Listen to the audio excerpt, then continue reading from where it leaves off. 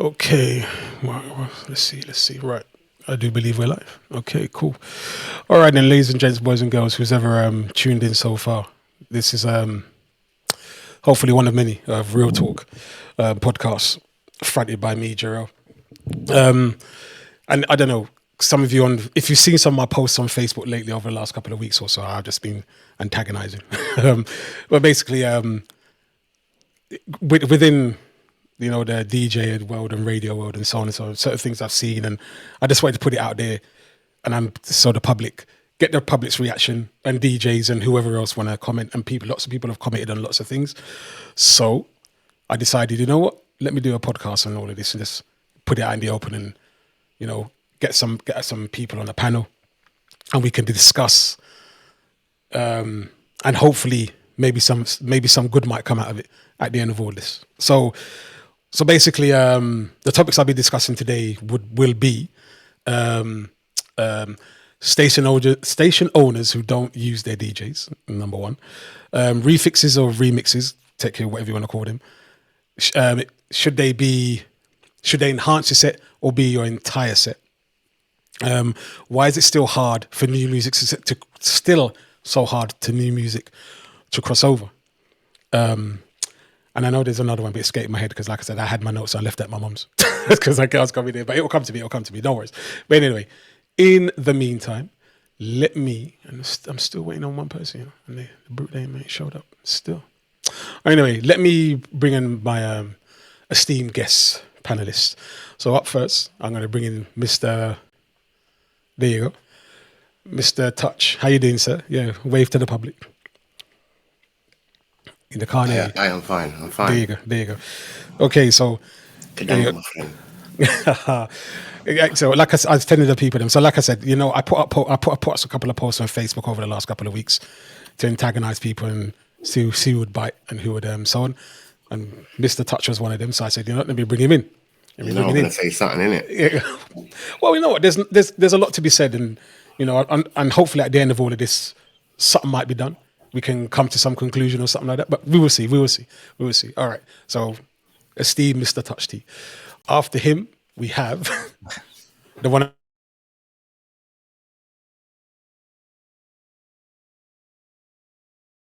He calls himself Marty with a Y. So anyway, good evening, sir. Good evening. Good evening, Rastaman of Soul. How are we doing?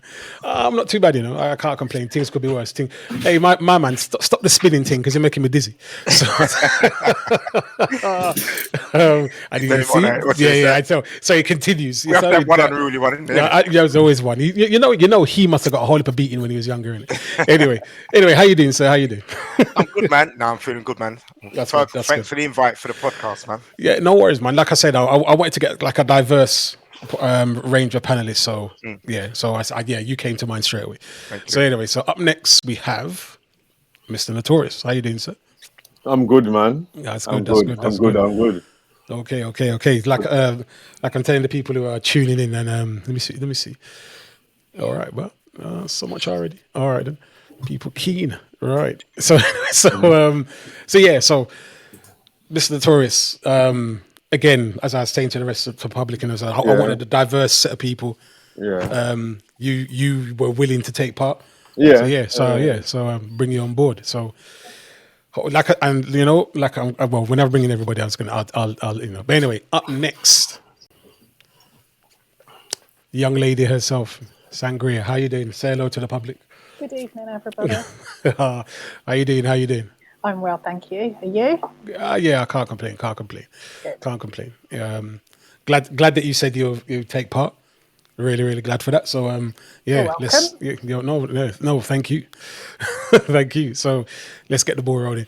Up next we have, there you go. Fiona, aka Lady Empress. Yes. How you doing? I'm good. That's good to hear. I'm still waiting on one panelist, and that brute. Even though I've messaged him, I told him what time it starts and everything. Setting up now, Lord. Anyway, all right. So anyway, thank you for willing to take part, and should be a lively one. Last but not least, one and only Mr. Ryder. How you doing, sir? How you doing? Good evening, guys. Good evening. How are you? Yeah, that's good. That's good. That's good. Right. So let me see. Let me just quickly go here. So let me say in the chat room already in Mixcloud. So let me say, good evening, Mr. Smooth, Touch Smooth. How you doing, sir? How you doing? Carl Bassett, the best R&B DJ in Wales. I always give him that. Sharky DJ. Right, he's on the other side. We don't have to see him eating crackers and all them things. Thank God for that. Exactly. I know that's your bugbear, T. Philly Blunts, yes, good evening. Dion, thank you. House Party Queen, good evening. Paula Paris, Triple C, Shance DJ, Tracy Mystique. There you go, the boss, Juliet G. Okay. People are rolling in. Right. So let's get the ball. Anyway, let's get the thing on the way. So, as I said, let me do the first topic, and I'm just going to put it out there. Basically, since I've got Mr. Shoe Doctor or Martin with a Y, so I'm just going to say, let's do why certain station owners don't use DJs from their station. I know you're not in that bracket, mine. I know you're not in that bracket, but I know plenty that don't, for whatever reason. So anyway, you explain yourself, and I know you use a lot of your DJs, but to me it makes sense to do that in a certain extent. But anyway, give me your story and your opinion, etc., please. Why they don't, or why I do? Well, why you do first, and then give a reason, why you think they don't. I do because majority of the DJs on my station, which I'm a co-owner with Countryman, and I've got to big up Sharky and Hash Party Queen in the chat room. They're part of management as well. Mm-hmm. Most of the DJs on the station are my friends. So you tend to use your friends, I think, when you put on an event anyway. You tend to use people that you can rely on. You tend to use people that you know what they play and you know that can do a job, you know? And I just tend to use people around me. That's what I tend to do. You might get the odd one or two that I might not even know because they might come from the back of somebody else, but 9 times out of 10, it will be somebody around me. And a lot of functions that I put on, most of the time I get behind functions. I'm not the main promoter. I'm normally a co-promoter. I don't really do things by myself. That's what I was talking about the other day, actually. I think a lot of us need to come together now and do things together, collaborate. A lot of things I do with somebody else, so they would have their set of DJs anyway, and I might put a little input in to say, what about this DJ here or whatever? Or if it's a 50-50 thing, then I'll definitely have an input in on who the DJs are going to be. I could honestly say to you, the only function that I put on last year that had the full impact of the DJs was my birthday party, which was a celebration of life, barring one DJ. Yeah, I had the input on every DJ. But apart from that, all the functions that I'm involved in is normally I collaborate with somebody, and I do always use somebody around me. And it's going to be somebody from the station, which is like a standard procedure for me. That's standard. Why some station owners don't use the DJs? You know what? I don't know why. Because if it's your DJs, you must have confidence in your DJs on your station. So you should be using your people around you. That should be standard procedure. Obviously, you want to cover London or cover, you know what I mean, East, West, North, and South.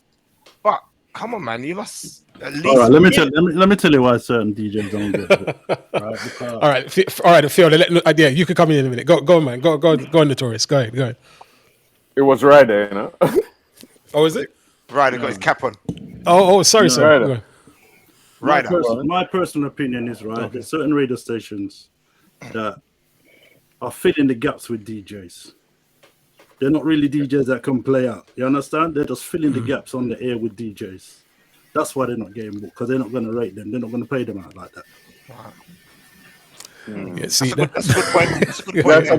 That's a good point. But it's still down. It's down to the owner to do that. Because I've been on station before. I'm on one now, and they never do that. Just putting it out there. You know what? Let me jump in there as well, because you can have. Hold on, but I've been on station. They have used DJs from the station when they put on an event. They give them a little stuff, and I think it's only right, because if a DJ come on your station and he's making you get views, whatever adverts, you have to, show a little respect and say, you know what, you're doing a good job. So Yeah. you have to have a chance out there, even if it's not a DJ that a play out DJ. Some DJs play on radio, but they're not play out DJs. They've never played out. But still, give them a chance to feel what it's like. They're doing it because they love it. You know what I mean?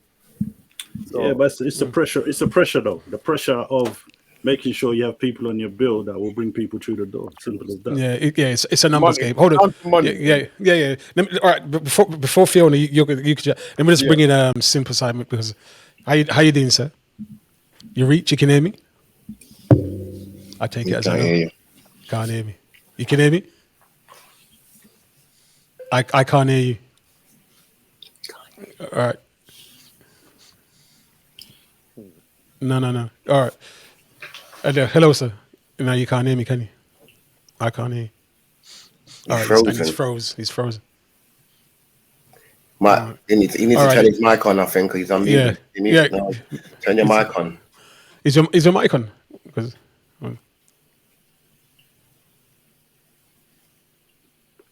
He's frozen. Yeah. All right, Fiona, in the meantime, go on. Okay, so I'm coming at it from a station owner perspective. I co-run Luton Urban Radio with my husband. I think the big distinction from my participation in this discussion this evening is we're not in London, right? And for me, that's that.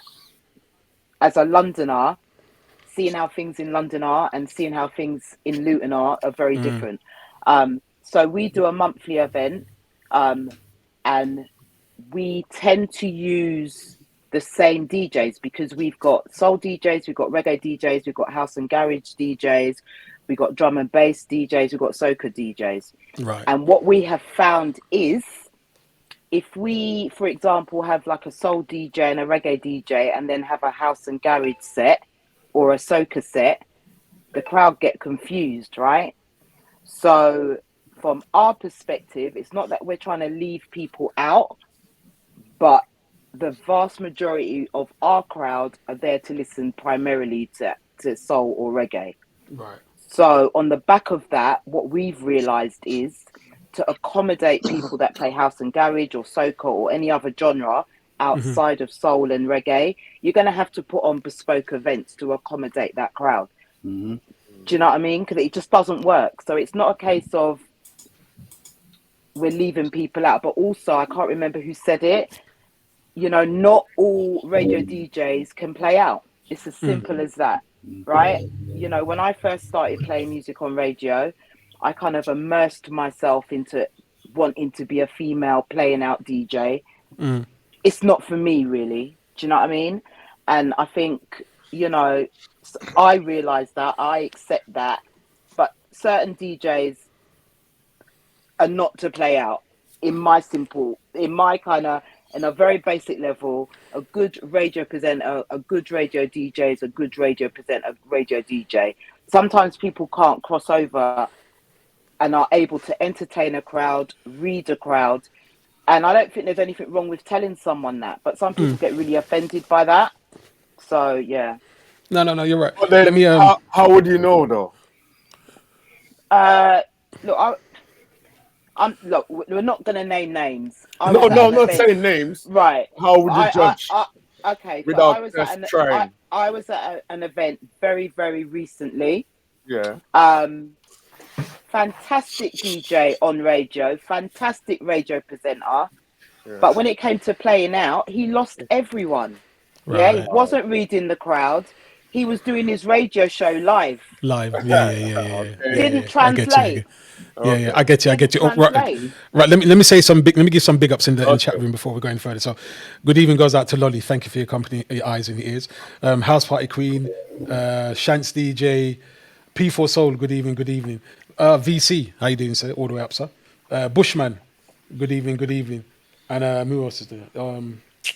I saw somebody else just a minute ago, and I've lost it. All right. Anyway, sorry. Again, carry on. Who's gonna say something? I interrupted you. I beg your pardon. You know, you're talking about not giving the DJs a break, or the ones that are experienced to play in the clubs. Yeah. All right. Radio. Sometimes you can put an unexperienced DJ between two good DJs just to break them in. I'm not saying I've done it many times myself, but even sometimes you set a timetable for the night.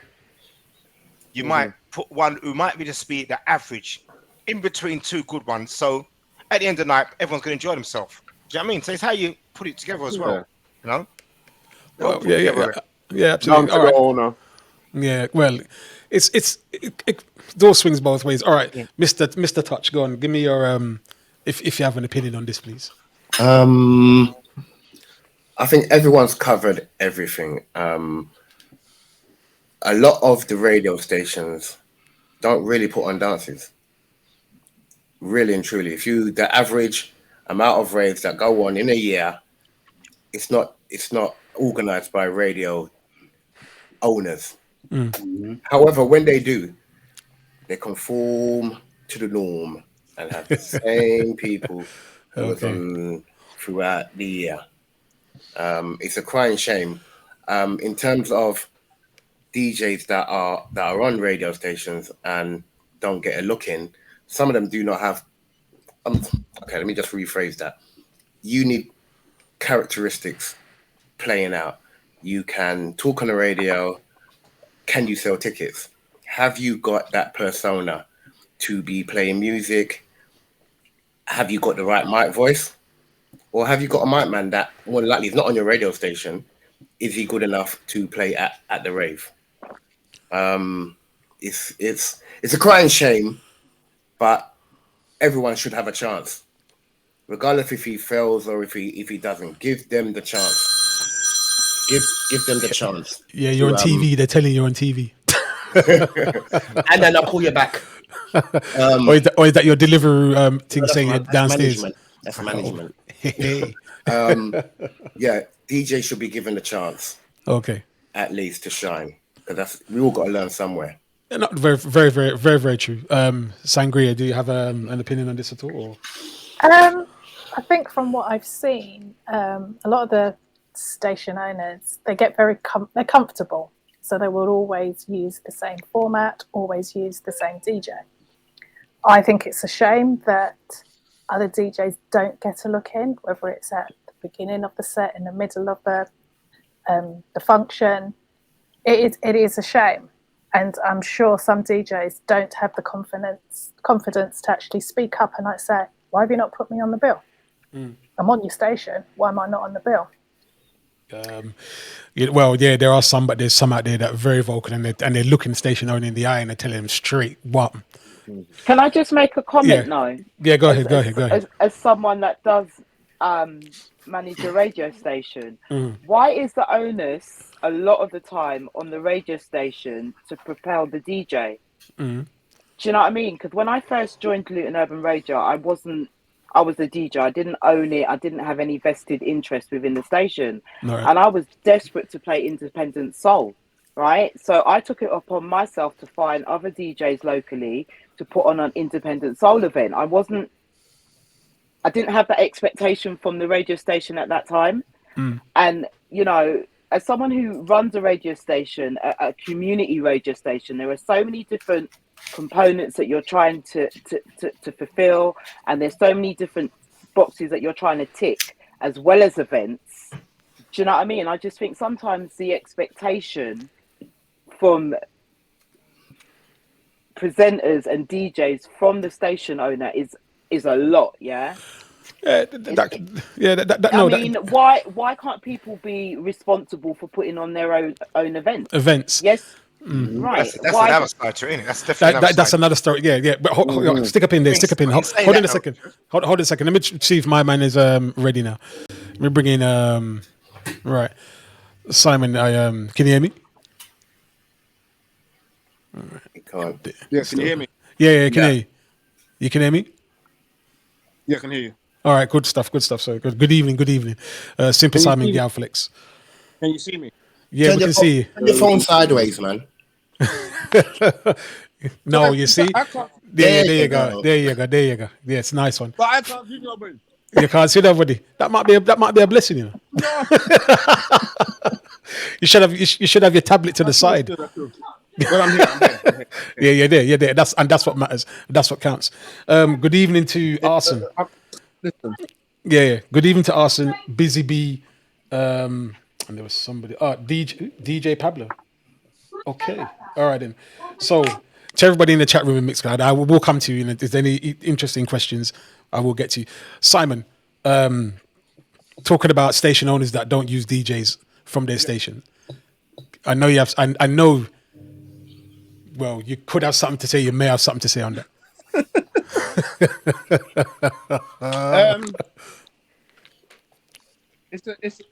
it's a tricky one, isn't it? It's a tricky one. I've heard a few of the comments, and it's a numbers game. Number one. Mm-hmm. Number two, obviously, it's confidence. It's how much confidence you as a station manager has in the DJ, and it's also the DJ, have they got the confidence to do what needs to be done in the club? Because there's one thing doing it on radio and getting all the phone calls and the 2 rings and all that, but standing in front of 200, 300, 400 people, if you don't get that same response, are you going to freeze?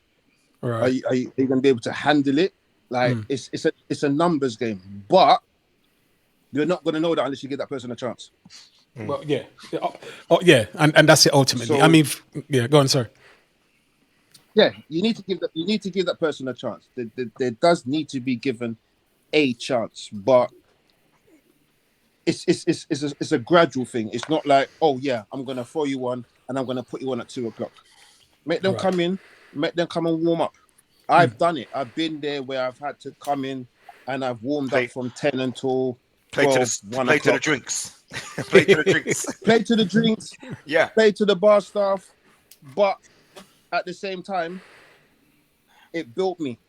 It got me to where I am. So I'm grateful for those small blessings that got me to where I remember being in the Fez, playing in the Fez until 1 o'clock, and I'm watching the likes of so and so and so. I'm not going to name drop, but so and so and so coming in there and just doing what they need to do because I've warmed up, and it's taught me how to warm up.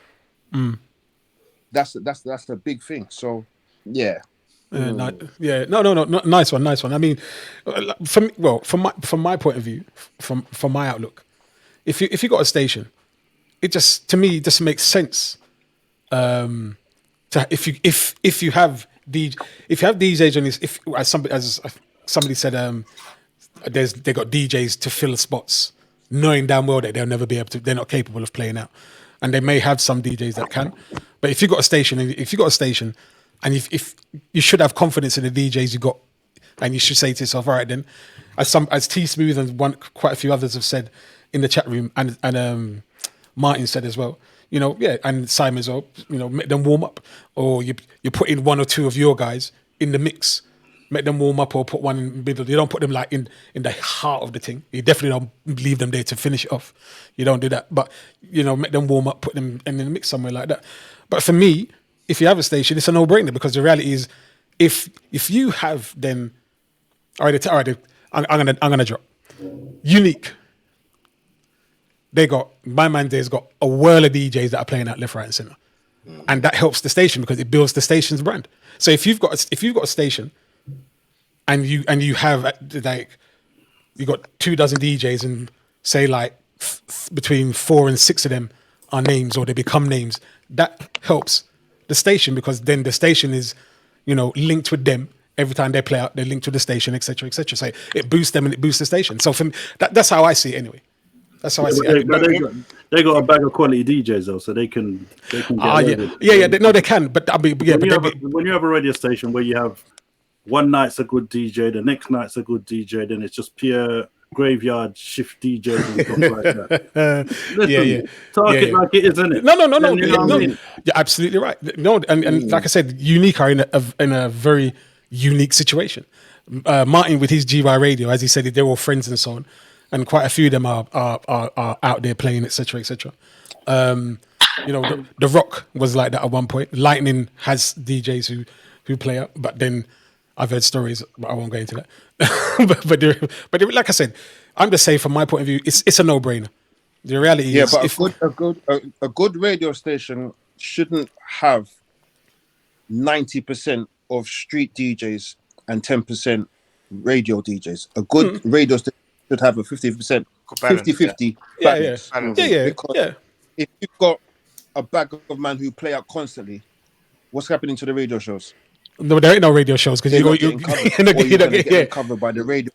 Right. Yeah. Well, there aren't no there. There's either they. So it needs to be a good balance. And there are certain DJs there's certain DJs who don't want to be in the limelight. They're happy to do radio. Correct. Yeah. Exactly. And there's nothing wrong with it. I know. I have. There's nothing wrong with it. Absolutely nothing wrong with that at all. Good evening goes out to who's that? Pete Andrew. I just realised I flung up on Facebook by mistake. But anyway, Cess, there you go, the boss. Good evening, Arson. Good evening, Pete Andrew, and to everybody in the chat room. Thank you. Rule the ranks. Hold tight, Rudy. Thank you so much. So Rudy, your idol. Yeah. Oh, I am mean. No, it's a bad DJ. Bad. Yeah. Bad DJ. Oh, big time. So okay. Any last comments on that before we As for the radio stations, I think radio owners probably more want the radio stations to be functioning than DJs functioning on the road. Okay, it's a radio station, and if you have DJs that can play good on the road, that's a bonus. Exactly. Do you know what I mean? Exactly. You want your station on. That's what it's about. The station. I'm in the middle. I'm not a DJ. I'm a cobbler, but I'm an MC. So I'm on the road, and I'm on the road. And I'm on the radio. You know what I mean? I had to get one in there.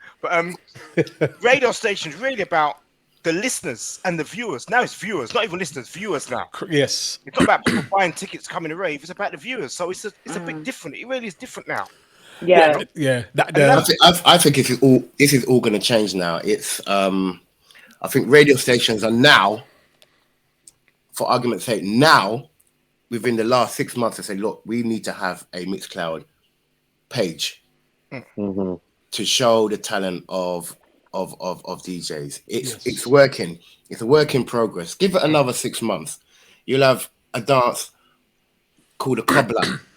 Yeah, with all his presenters. He's doing it already. He's practically doing it already. No, he ain't. Yes, I said practically. He's got a boat dance coming up. He's got a boat dance. So I think it's practically all of them apart from James Lang. I'm not on it. Don't bother start that. Don't bother start. No. What I'm saying is that radio stations give it a chance. I mean, Cruise, for argument's sake, they've got a bag of good DJs. They're yet to have a dance with all the radio presenters. Well, that's another example. I don't want to get into no politics, but didn't one of them have a big dance the other day? And I'm just saying when it's just radio station owner. Okay. You're doing it joint like the cobbler does. He has it joint, so it makes it very, very hard for him to choose all his DJs when the promoter would have his own DJs. So when a radio station owner or online radio station owner decides to have a rave, give it 6 months. I think we'll all be eating our words. Yeah, well, you know what? To be honest, I think Unique have done it already. You know, I think the Rockers, because they used to have their appreciation dances, and I think it was like all the rock, and I believe it's all Unique Radio. So I think they've done it already. But for the argument's sake of for this podcast, I know that there's station managers that, for whatever reason, and we've heard some of them tonight. You know, one last thing I want to say, if I can. Yes, I want to put across. To always say, I think some DJs think that the times have changed now. I think some DJs think that the station can make you. Now it's the DJs make the station. Exactly. That's right. Yeah. Not being funny. I could not go on radio again, but still have my listeners. Can't just go and do my thing on an early morning ride and carry on. So it's the DJs now who make the station now. So absolutely, station owners now. You're owner of a station, but that's all it is basically. It's a DJ. You're right, because technology and everything has changed the whole thing. You know, during back in the days when I can remember, and most of you inside there can, not everybody, because some of you well young, or younger than me anyway. You know, you go up on the rooftop and all them fart there and all them thing there. Back then, and everybody wanted to be on station because that was the only way to be heard. Yeah. But now you can be your own presenter now, and, Yeah. and But show your worth and have a personality. Yeah. And it's personality that's growing radio stations right now. Absolutely. Visual Absolutely. personality. Yeah. To be honest with you, if I'm going to be brutally honest, if you've got your own online platform, you don't need a radio station. No, you don't. No, You don't need a radio station. And I was going to do that as another podcast, but that's who knows. But I'm but I'm being brutally honest. You don't. No, I've been speaking about that for a long time. Yeah. Especially if they don't do nothing, then you don't really need them, do you? Well. That's for another podcast. We'll talk about that later. But I know where you're going. But that's I know where you're going. No. Well, look, back again, Simon. Nice one. I mean, look. I've been saying this for the longest while time. Now, COVID has changed the landscape because now that thing like software and so is a bit more are accessible at a certain price. It's cheap. It's cheaper now. So like I said, I have my platform. Most of you, well, apart from Sangria, they have our own platforms of some shape or form. We can play our music. We can reach out to the audience, and we can be heard or seen. So we don't, like I said, to be on a radio station was the only way back in the day, and there's all the camaraderie and all that sort of stuff. But if you're a selfish brute and you got a live stream, you don't need. You got your laptop, you're good, isn't it? Yeah, exactly. So, but like I said, that's for probably another podcast for another day. Good evening, Green Eyes, DJ Yella, DJ Pablo. Good evening to all of you. Who's that? Tony Carrington. Good evening. There's a lot of get your radio people in the chat room. I'll tell you that now. No, I'm telling you, brother. Yeah, there's a whole heap of them. I don't know about that. You can smile, shoot. I know about G1 radio. I don't know about get your radio. Yeah, G1 radio. We're a family, man. That's what you know. We're a family. You know what? Thank you. But that's good. You support each other. Or whatever you want to take it. But no, that's good because look, like I said, we privately we can tell you about who do this and who don't do that and blah blah blah. We all know. So, but that's good if they're supporting you. Nothing wrong with that. Nothing wrong with that at all. So, any last words, Simon, or anybody else, Sangria, or anybody else before we move on? No, I think you covered it, mate. Yeah. All right then. Cool. All right then. The next one now because I know this next topic now. I know it caused a whole heap of eruption. What's that? Remixes, refixes. Jesus. All right. Oh, Lord. All right, let me finish. Yeah. Right, so. Should it has to be, look, we have to touch it, man. I put it up there and I said I was going to do a podcast, so I said I was going to mention it. Right. So this is my opinion, they should enhance the set, not be an entire set. Mm-hmm. Right, so we were going to bring this in. All right, the Notorious, because I know you got nothing to say, so let's get you out of the way. Go on. All right. So basically, remix is not new. Remix started in the 90s when the 90s hip hop. They come in with remix. They never used to do it properly sometimes. They used to just splice the rap at the end, whatever. But a lot of them wasn't good. But now, they brought in softwares and stuff to allow you to do it. Now, if you do it for fun, it's cool. But you have to know that in a rave, you have to be careful to know what you put your remix on and make sure it sits right. A lot of remixes now, because everybody can do it now, because everybody got the software. But a lot of people they're not right. Yeah, but you see, you're talking about the software. There's software and there's software, bridging. I know. Do you know what I mean? I know. But what I'm saying, a lot of people not doing it right because everybody can do it. So, and a lot of people, it's not done right, and people are hearing it. You know what I'm saying? So, if you're gonna go out and make your whole set, I don't know if someone done it. Listen, if you do, no, it's out there. I'll say it frankly. But yeah, there are DJs out there that a whole set on remixes. No. Yeah, there is. I don't think it's right. No, it's not right. But I'll be very surprised if someone does a whole set refixes. Yeah, that's very surprised. I'm telling you, Nah, I don't think so. I'll say no on that one. I can't believe that. I'd like to. Listen, all right, listen, message me on Martin. Yeah. Don't sit on the fence. Don't say nothing. No, Yeah, hold on. I'm saying I don't believe there's a DJ who would do a whole set of refixes. I can't believe that. All right then. All right then. Hold up your hand if you haven't heard a DJ play a whole set of remix of refix in a dance of late. I've never heard it. I've never heard it. I've never heard it. Majority. I won't say the entire set, but the majority of the set was refixes. 70%. I have.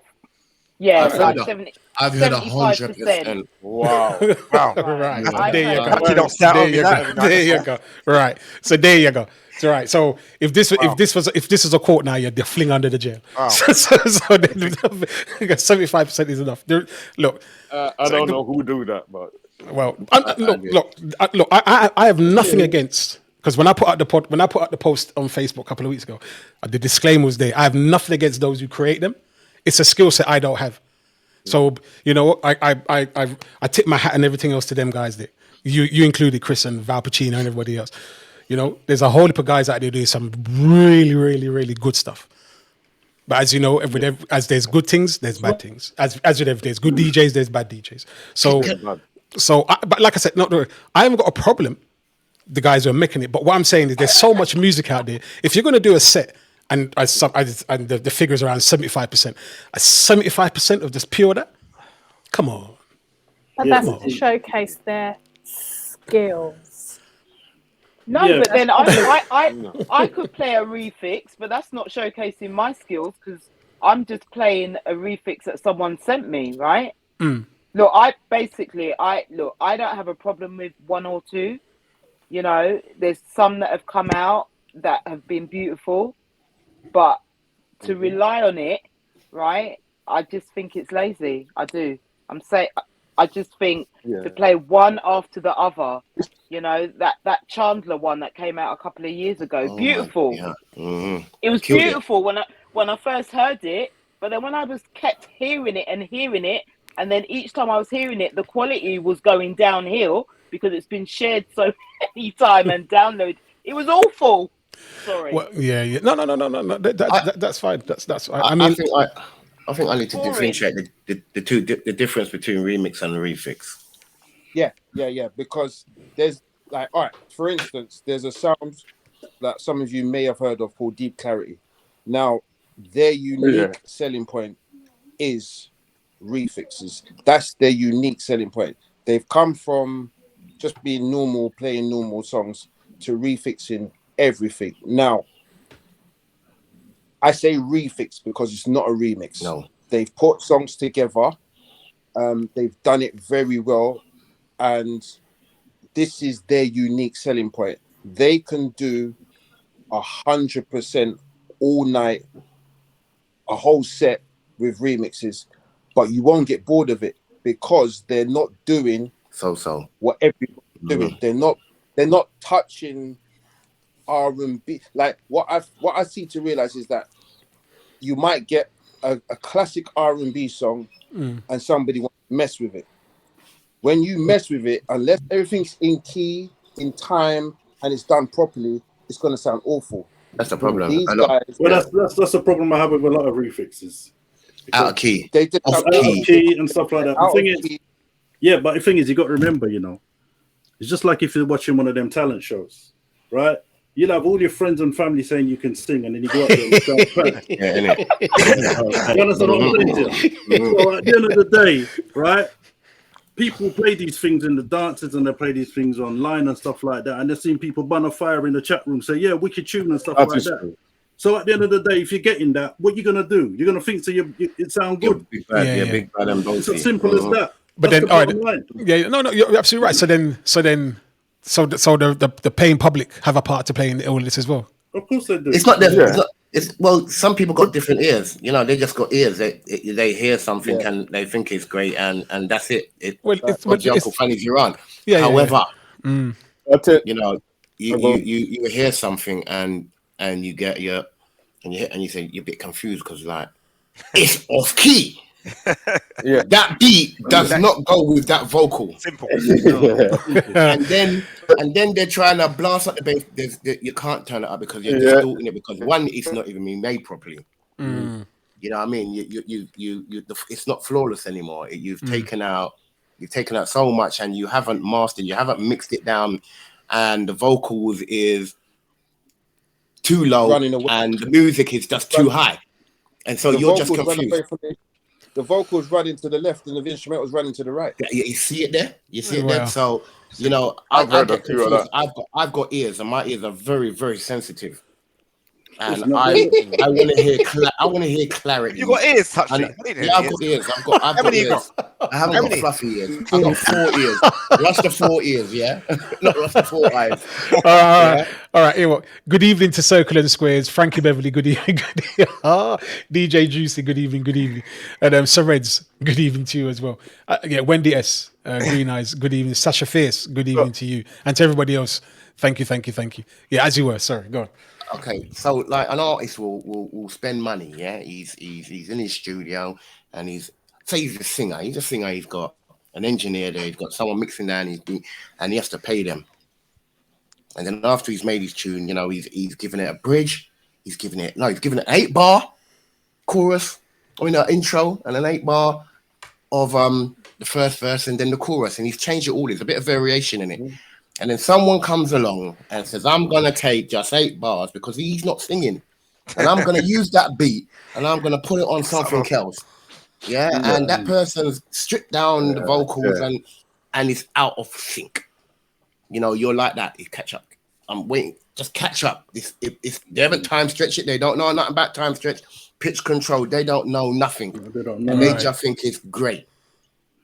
See, and then when they play on a heavy set, it don't sound great. It might sound good in your bedroom speakers, Bluetooth speakers, but when you play out in a club, it don't sound nothing. It can't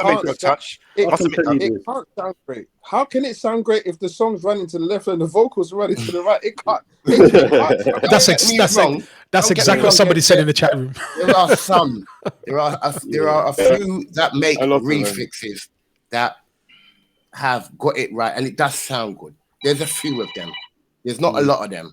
But then you've got people that have actually taken time and remixed the tune, meaning they've made a beat and they've tried to fit the vocal in it, and they time stretch it, and they've given it a bit of a gap because he's got to catch up.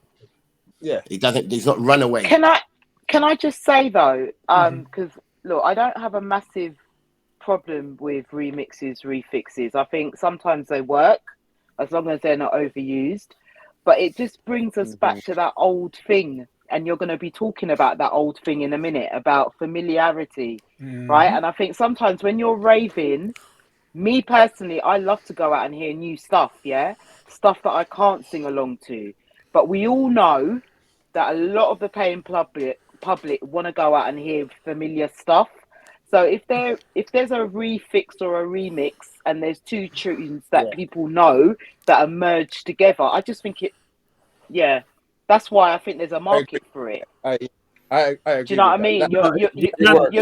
You're mixing a Luther Vandross with a Ari Lennox because you know the words to both. Even though they just do it live then. The DJ should do it live. If they're really that great, do it live. Right. Bro, you know, if that happens, the dance. I can do that. Because there's so many of them that can't do it. It can't be done. It's true. Right. No, you got to remember, we're talking about BPMs and stuff like that. There's certain things that won't work unless you do it outside of that. Do you know what I mean?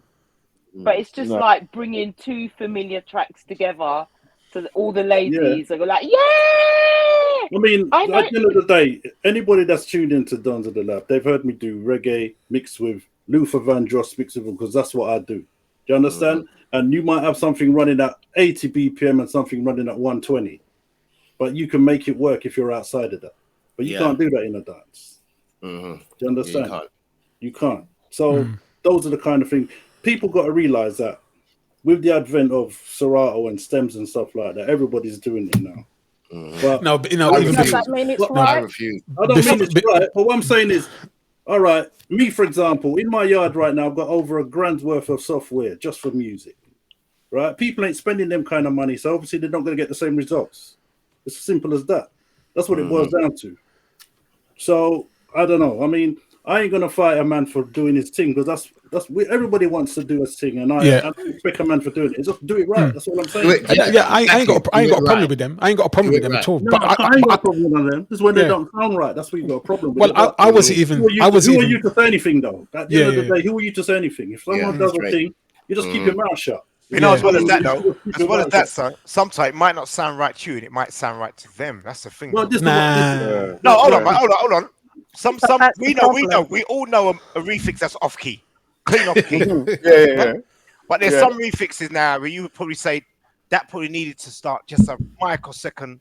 You know what I mean? That line there, where the person who done it to his ears, it might have sounded all right. So that's fine. But there's all right. Then like Sangria, I'll come to you in a moment because I like your opinion. But like I said, as Fiona said, when Chandler came out, and there must be like 100 versions to that brute there, 100, and I'm going to guarantee 3/4 of them don't bother. Yeah, 3/4 of them don't bother. It's that simple. So and I'm not claiming to be like a producer. So I'm just a record collector now, DJ now. Shooting my mouth off on Mixcloud, but the reality is, I believe my ear is still tuned enough to know. Nah.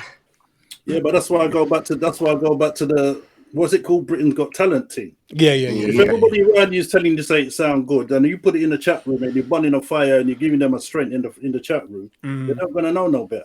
Yeah, they're gonna think it sounds all right. Yeah. But if an artist came out with a tune and the beats sound good and the vocals sound good, but the quality is crap, are you still gonna play it? No. No, there you go. Then. No, there you go. But but that's me. But that's me. But then see, well, for example, I will when I play out, I might play 3. Right, if I'm doing, say like I'm playing for an hour, so I might play 3 or 4 at a max. At a max. And the ones that I do play, I have to know that I know that they're damn good for me to even like to look for them and then press start or press play. I'm not playing any because they wouldn't even be in your collection, Jack. Well, put it this way, as a lot of people know, some people know I'm sour when it comes to remixes because I had a bad experience. But the reality is, as far as I'm concerned, for me to play, only certain man I'm taking from, Chris being one, Valpuccino another, and there's 1 or 2. Oh, I'm gonna say it now. What's that? My man there who supplies Cookie. Chris, who is he again? Mark. Thank you. That brute. Anyway, moving on. So anyway, Sangria, from a raver's point of view and a public point of view, what's your opinion on DJs killing it with these things in their set? In my opinion, 99% of them I don't like. Okay. I don't understand the point of them. They don't enhance either side. So you've got 2 tracks together. To make one, it's not making one. I find it very difficult with my ears. I trip over because I'm singing to one, but I'm hearing the instrumental of another, and I just feel it doesn't gel at all. Right. Another thing is the disrespect of the artists that have put those tunes together. I hear you, and I hear you, but that's for another. But I hear you. Okay. No, but how can you say that's for a different conversation? Because... All right, then bring it. All right, then since you brought it up, go on. The floor is yours. Go on. The artists. I disagree with the disrespect because some artists' careers have been built back because of a refix. A remix or a remix? Were they told? There's people. Were they told? Well, I don't know if they've been told. That's not my business. I don't know that. But what I'm saying to you, no. But obviously, I don't know individually, so I can't say that. But what I'm saying to you is, certain artists, right, have been resurrected because of a refix. Yeah, but they're not getting paid. Well, I don't know about that because at the end of the day, if they're coming over and they're doing gigs, on a remix, then they are getting paid, aren't they? But that's very, Yeah, there's a but few. that's very few. That's a I know it's tiny very. percentage. Listen, I understand it's a very tiny percentage. Don't get me wrong, but I'm just giving you an example. Well, I'll give you an example. My son had a tune out. He ain't even done the video yet, and someone refixed it. I put our effing stop to that one time. I might have it. I said, don't play it and don't give it out no one else until the video comes out. Let the tune breathe. What I won't do is do anything with a new tune. I'll never do anything with a new tune. That's what I won't do. Aye, you understand? Me personally, as Touch just said, you have to make them money, whatever they're going to make out of the That's tune right. before you trouble it. You know what, right? And I'm sorry, Sangria, because I think your points are just excellent, right? But you know, the irony for me is because everyone's on the independent soul tip, and independent soul artists don't get paid a lot of money. We all know this, yeah? So when you get an independent up-and-coming artist, yeah, and you're manipulating their track, you haven't asked their permission. For me, the irony is disgusting. For me personally. Yeah, just to put an 8 bar over someone else's singing, 8 bars. Like, you didn't even try and give it a chorus, didn't give it a break, didn't do nothing. You just made an 8 bar.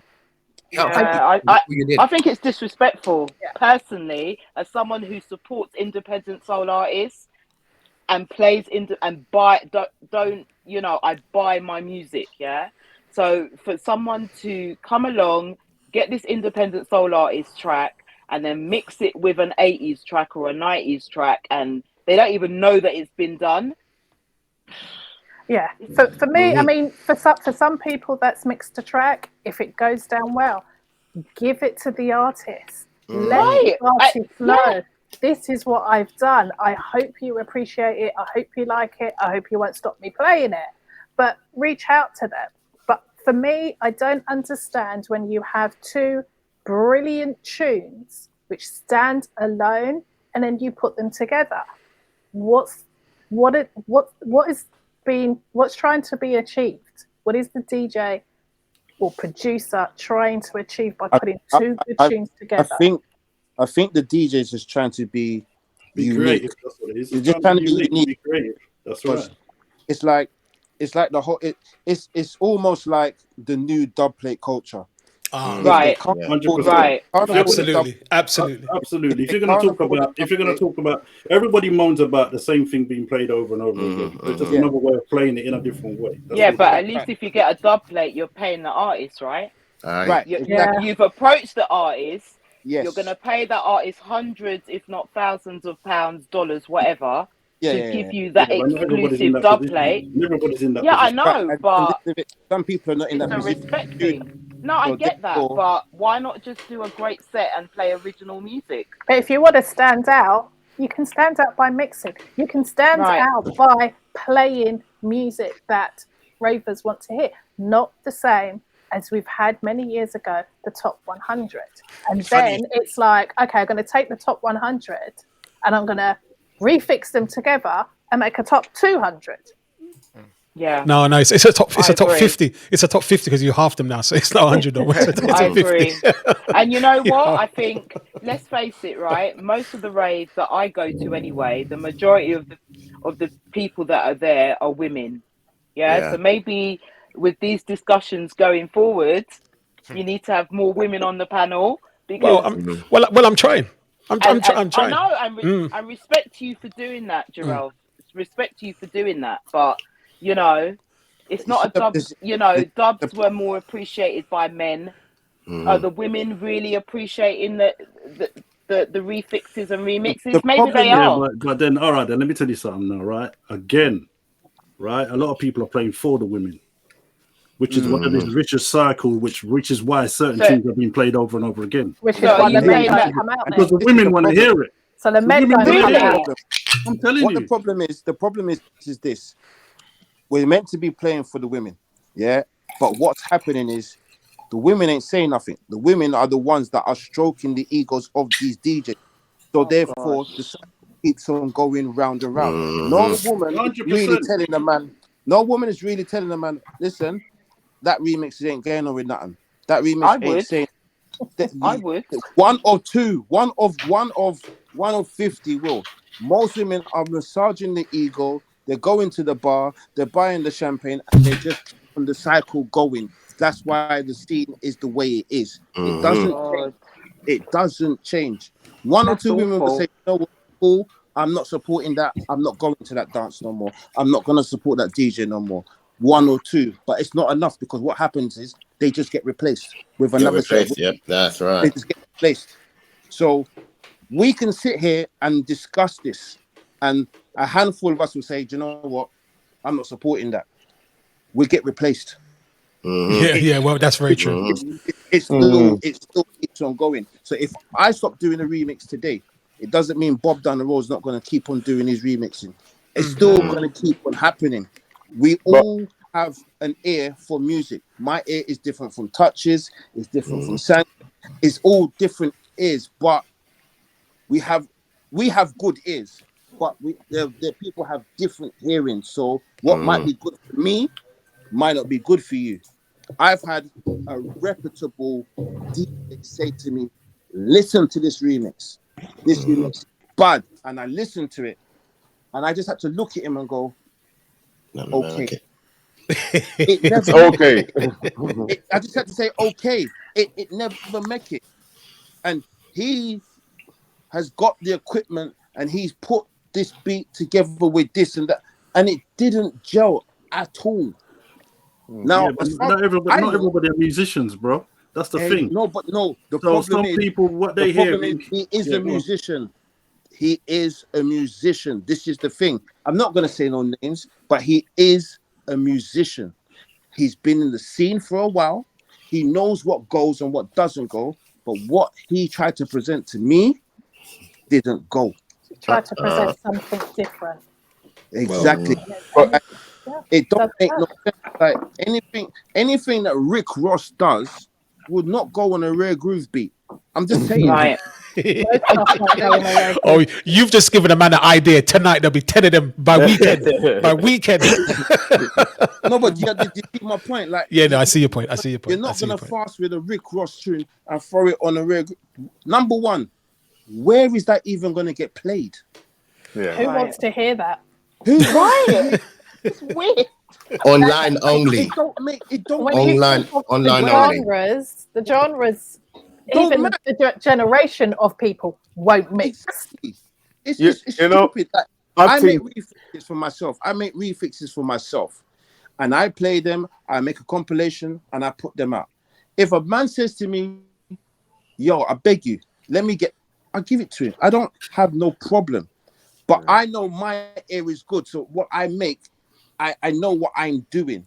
I don't remix music because I don't build beats from scratch. I refix something.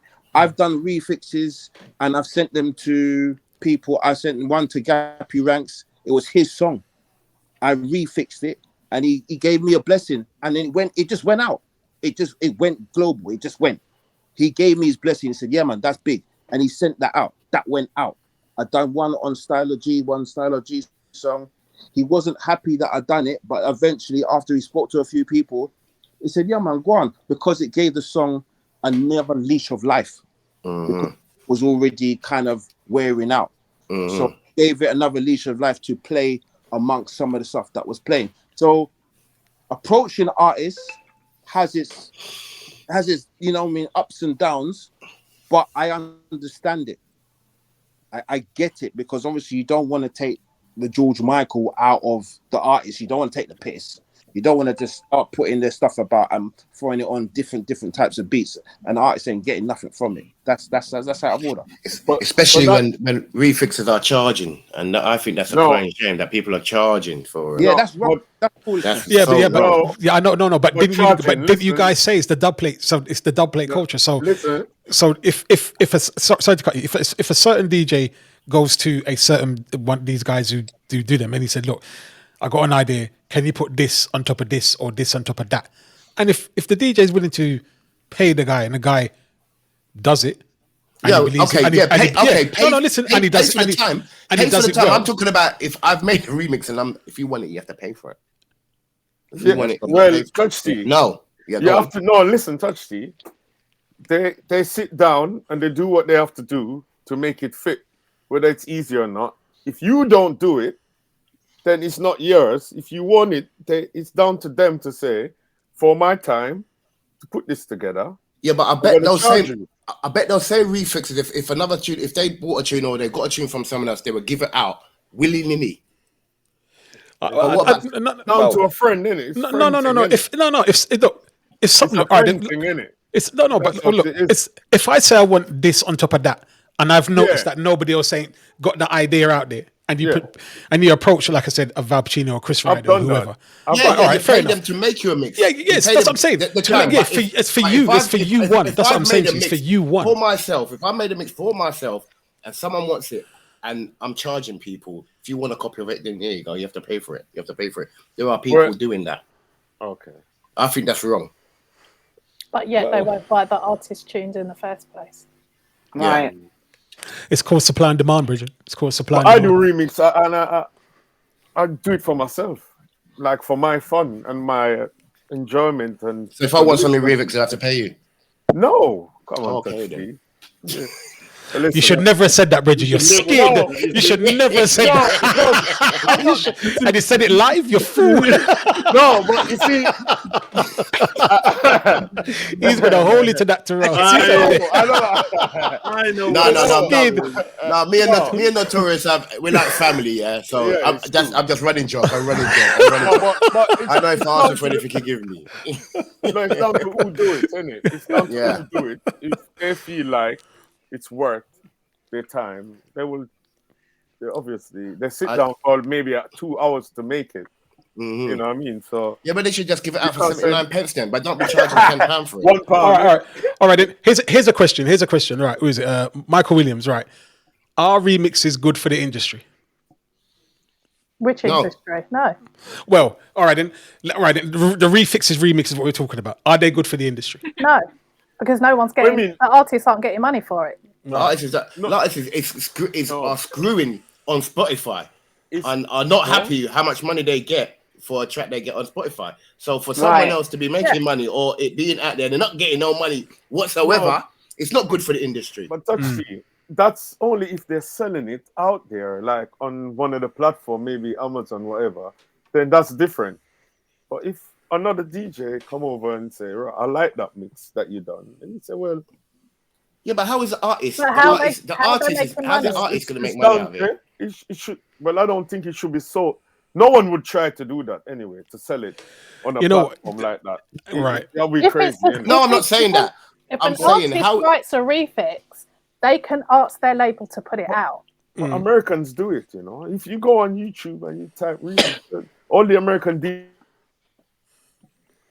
Frozen. DJs are killing it. They're doing a lot of crazy stuff. Yeah. I'm not saying this is just for the UK, but I'm just saying... No, it's all over. It's all over. Done for DJs' egos. That's what they're made for. I make them for fun. So a lot of people make them to put out there. So it's different, isn't it? I'm just doing my thing. It's supply and demand. For me, supply and demand. As somebody said, it's the poor DJ's doublet because I can't afford to get H-Town or anybody else to do me a doublet or intro. Well, anyway, but you can't get them big top up to do it. So the next best thing is to put one of their tracks on top of something else, and then and like I said earlier, if you get somebody to make it for you and you say, "Can I have this for that?" For me, one, not for anybody else, and if you pay, pay them for that, I personally, like I said, I don't see a problem in that myself because that. It's only me one playing that, and you're not going to play that every time the damn well play out. You might hear that. I personally know how long it takes to make a tune from scratch, be it just a beat or a singer, and how much money it takes just to put a track out alone between £350 to £1,000 just to master it. And yet someone else is going out there and remixing it within half an hour and giving it out. I think that's wrong. I know. Again, like I said, it's supply and demand, Bridget. It's supply and demand. And because software and everything is easier to obtain and cheaper now. But there's a lot that you like, though, isn't it, Touchy? There's a lot. I wouldn't say there's a lot. Out of the hundreds I've heard, Yeah. There's a handful That you like. that are Made the grade. refixes That made are the great. grade. That make the grade. But there's a lot of remixes. That I look at Chris Ryder while I say it. That are even better. Because it's not just layering.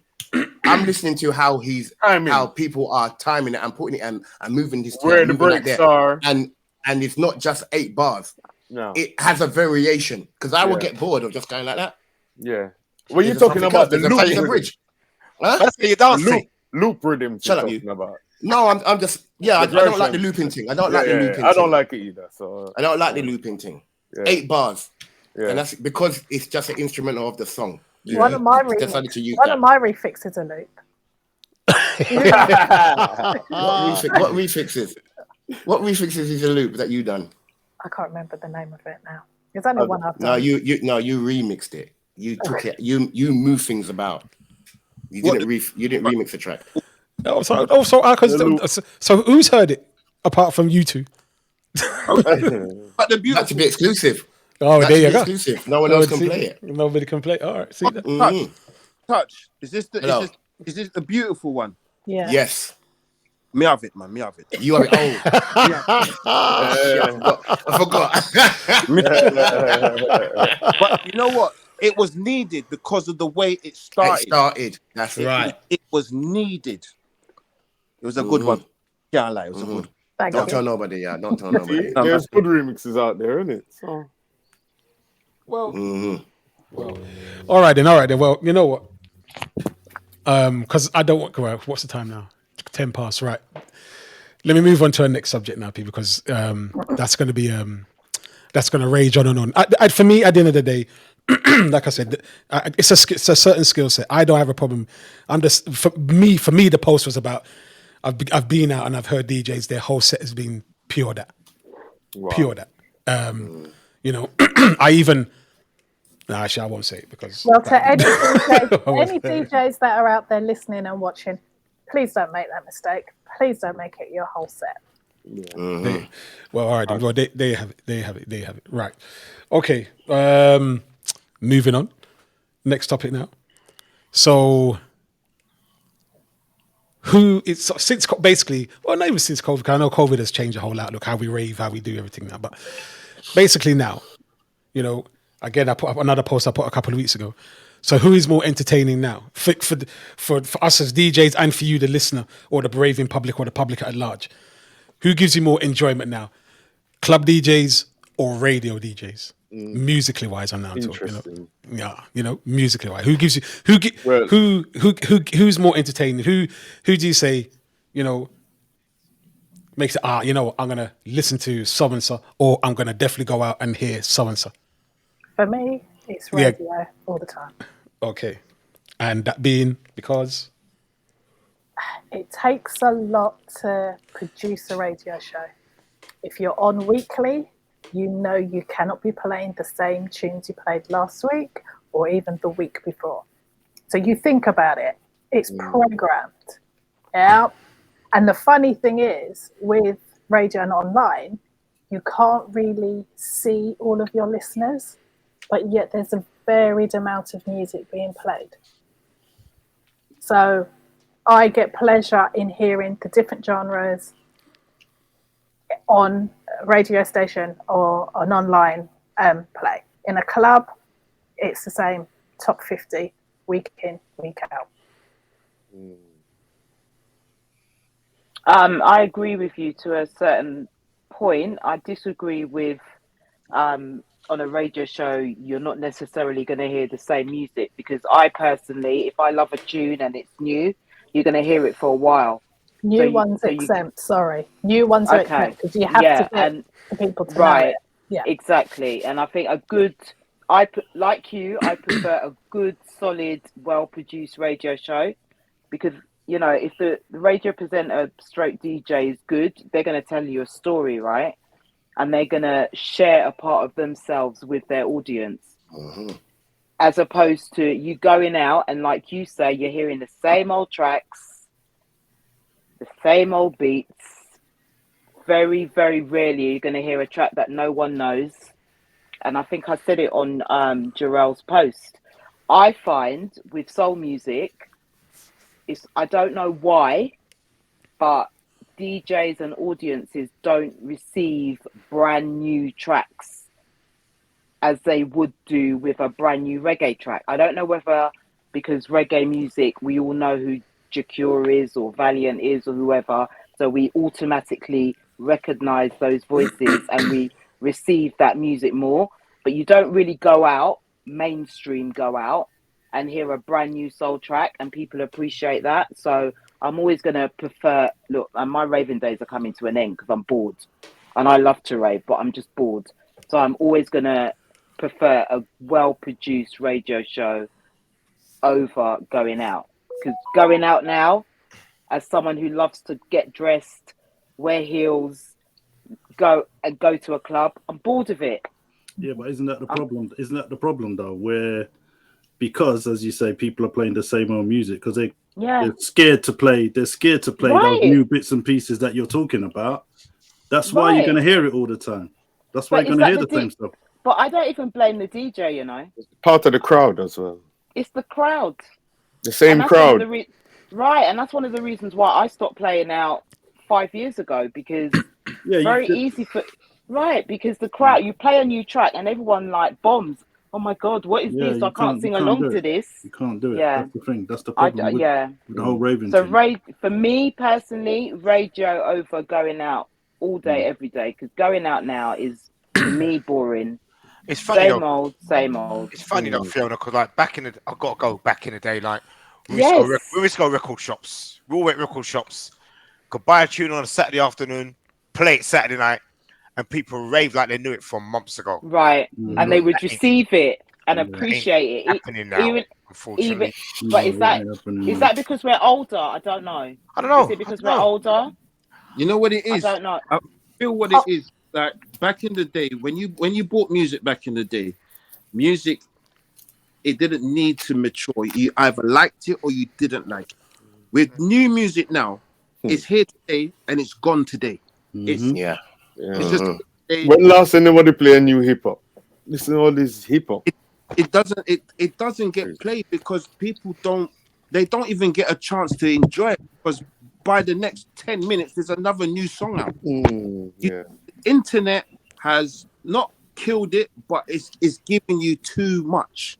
So then, go to a record shop. You used to go in a record shop. You used to stand there for hours, hear a good song, and you're like, yeah, that one there, and you knew that one was going to be. But now you can go on YouTube, and how many different songs you're hearing, and it's just the turnover is too quick.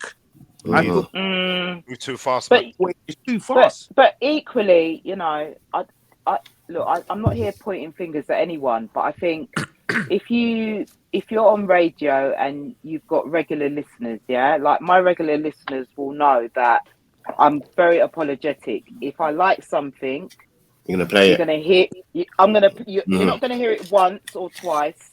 You're gonna hear it a lot. That doesn't make me lazy. But I just want you to know that tune and that artist, right? And some of that music can be crossed over into a club, or in a wine bar or whatever.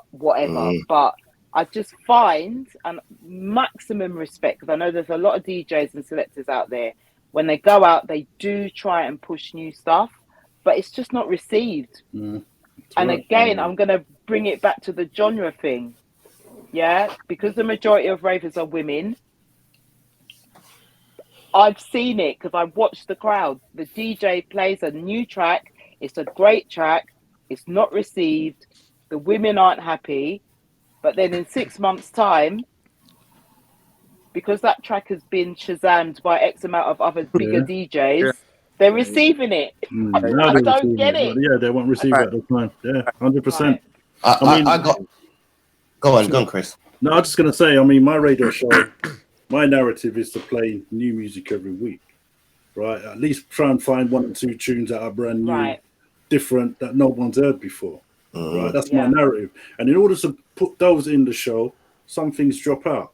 And just like what you say, there's a lot of things that has come here today. I might have played it once, might have played it twice at max, and it's gone because I've moved on to other things. And I know it's not the way it should be, but because you're trying to keep different and keep fresh, that's what happens.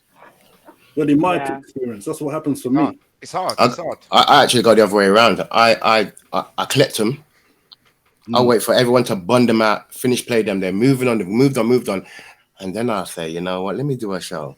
That all those tracks that you forgot about, let me go and play them. Yeah. Yeah? That's how I see it, because I'm not following no one. I follow my own self. Sometimes I can't even catch up to my own self, but I don't follow nobody. You can bun out all the new tunes, be chasing, because it's gonna, you're gonna want to find the next 25 that came out that week, the next 25 that come out, and then those tracks that you ain't played gone to the wayside because you're forever doing a new type of show. That's right. You know what I mean? I say, you know what? Bun them out as much as you want. I'll wait and I'll pick out the top of tops that I did. That this one can work. It didn't mature then, but it's matured now. It's ready now. So I'm gonna play it now, and it works for me. But that makes you a good radio presenter. But at the same time, it still hasn't translated on the road half the time. Yeah, and it never will. Not everything will. It will. I'm gonna be positive. Yeah, give it time. No, but you know, I think time. It's not even about being positive. I think we have to be realistic. We're older, innit? We're only 3 years. We're older. We're only 3 years into online radio presenters with their face. 3 years. Give it time. No rush, no fuss. The race is not for the swift. Give it time. I've got that time. Yeah, I mean, we're going to be in our 60s and 70s. I intend to be listening to jazz when I'm in my 60s. I'm not going to be listening to the music that I'm listening now. I'm listening to jazz now from a long time. Well, me too, babe. Long time. I've been listening to jazz from a long time. I'm not waiting till my 60s and so on. Nah, I've been listening to jazz for years. But I hear. Right. I'm from a record store, and you know there are some albums that didn't cut the grade.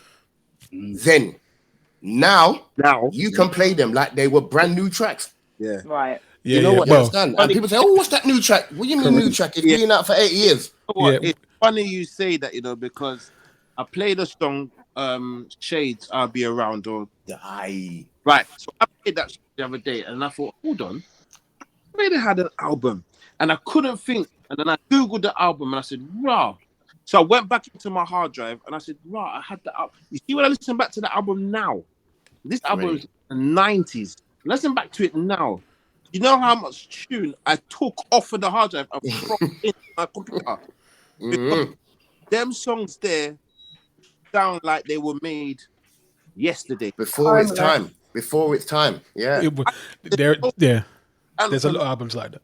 But what you got to remember is, and I said this to somebody today, music chooses people. Some people choose music to get where they're going and get into the scene. But some people, music has chosen them. So when music has chosen you, you know what and how to play it. Some people know it because they didn't choose music, didn't choose them. They chose music. Yeah. I hear that. That's deep. Wait, Simon, what are you drinking? What are you drinking in the background there? We can't see it. It's obviously you don't know Simon. You don't know Simon. I'm only joking. This is not new for Simon. Come on, I'm only joking, man. Stop your noise. But you know what? All right, so basically, well, in the chat room, good evening, people. It looks like it's a 50-50 split, in regards to club DJs and radio DJs. I mean, like I said, people want to hear the new stuff, but at the same time, when they go out, they want to hear the familiar stuff. I disagree with 50-50. I think it's about 80-10, 80-20. There's no way you're going to hear certain things in the club that you're going to hear. Yeah. Oh no.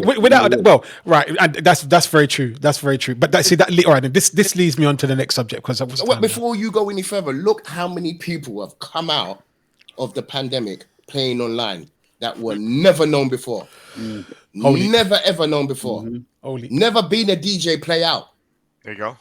But now they're online. and they are a formidable force. Is that a good thing or a bad thing? It's a good thing. Okay. It's a very good thing. Music, it's great for music. It's great for the Oh pundit. no, yeah. No. Choice. I mean, who It's a good wants to thing. hear the same old? You want to see something fresh, something different, someone with energy, i.e. Leafan, for argument's sake. Leafan's come from being a sound man. Yes, he used to play out back in the days, but now he's gone visual. It's working for so many DJs. So it's a good thing. And again, it's only 3 years in.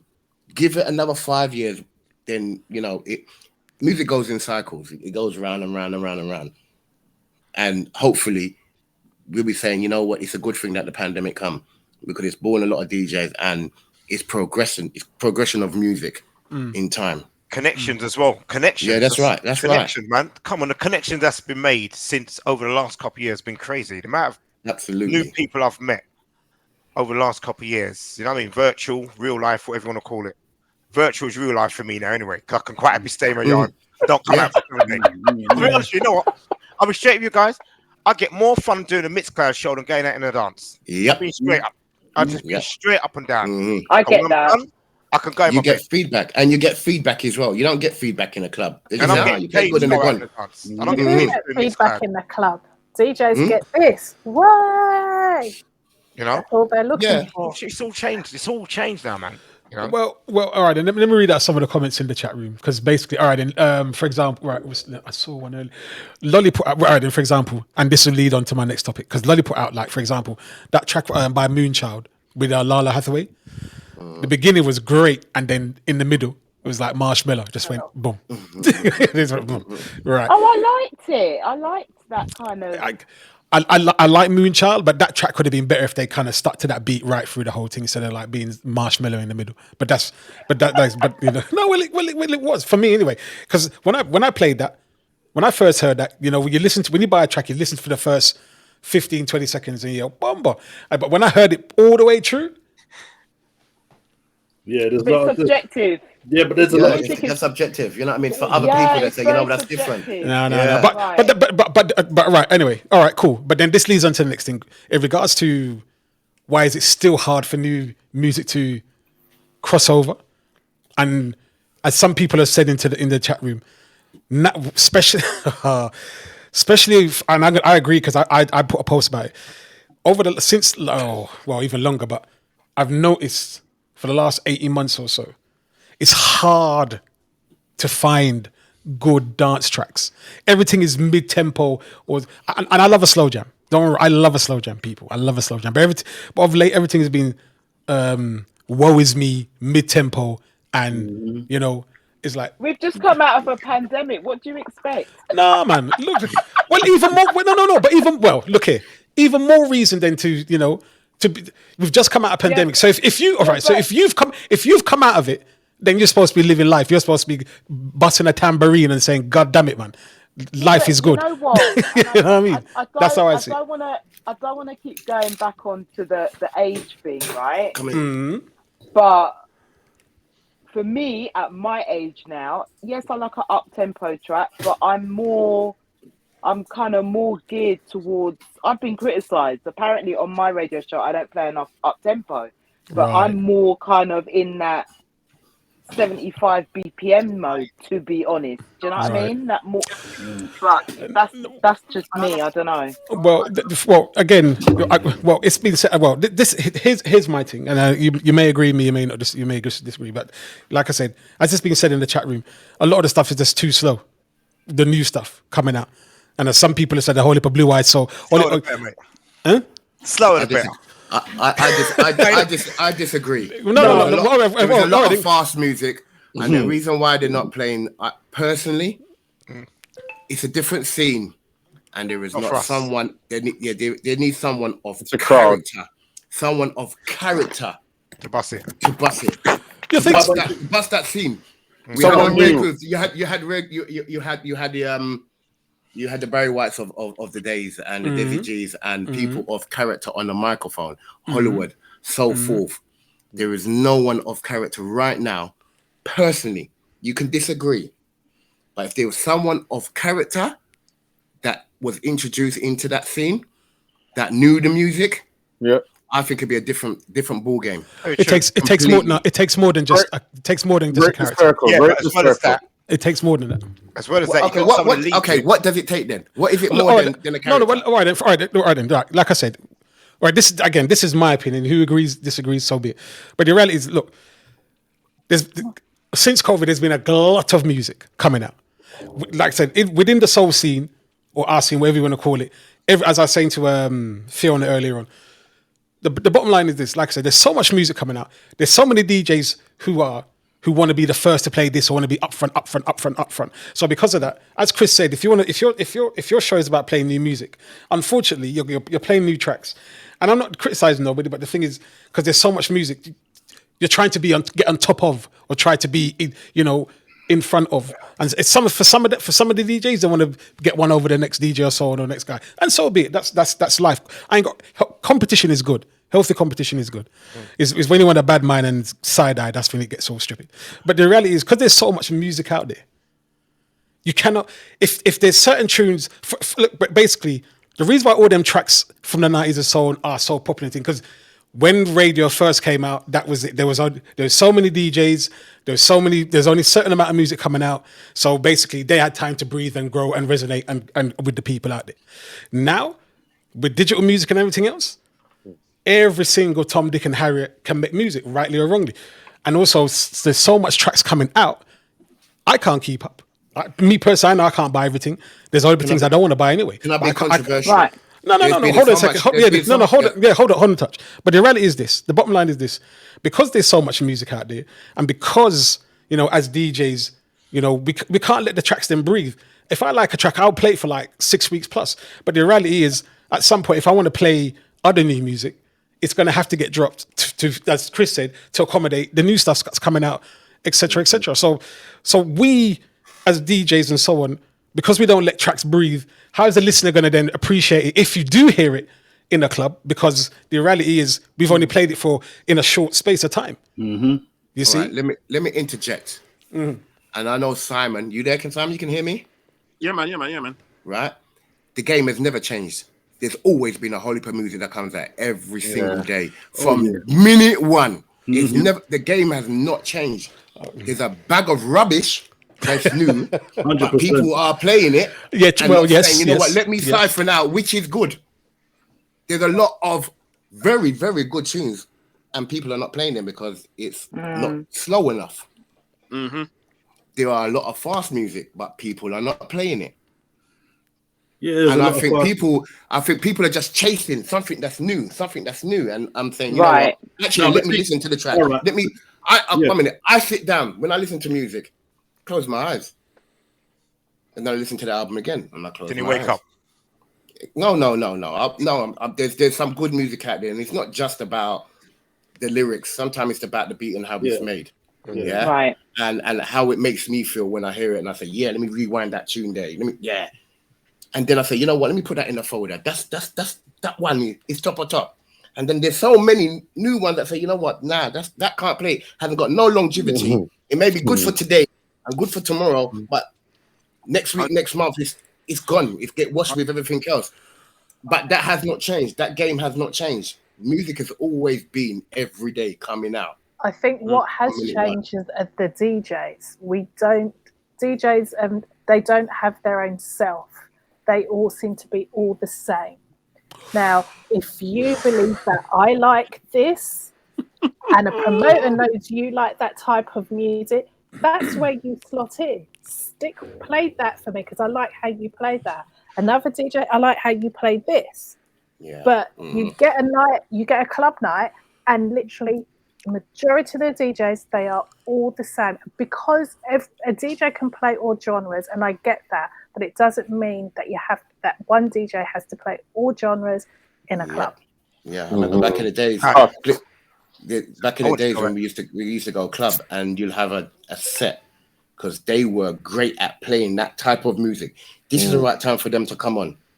Yeah, the days of Acapulco. What was the sound? It was Yardie sound. Yeah. At a certain point, put them on because they were great at playing reggae. Yeah, you understand? Yeah, and make them do it because they will play it better than person that's a multi-genre DJ. He's not thick into reggae. He can play reggae, but he's not thick into it. So it gets water washed. It gets watered down.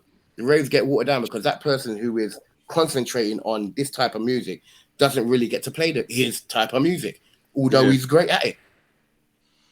You used to have a sound back in the days. You know, I'll be the soul DJ. You get someone that's a lovers rock man, and you get the reggae man over there. You get the hip hop man over there. Yeah. I mean, as a sound, each man will play to their best ability. Now, everyone wants to play everything. Everybody wants to play everything. That's why it's a big change, though, Touch, as we know. It's been like that for many years now. You know what I mean? Everyone's an all-rounder, don't they?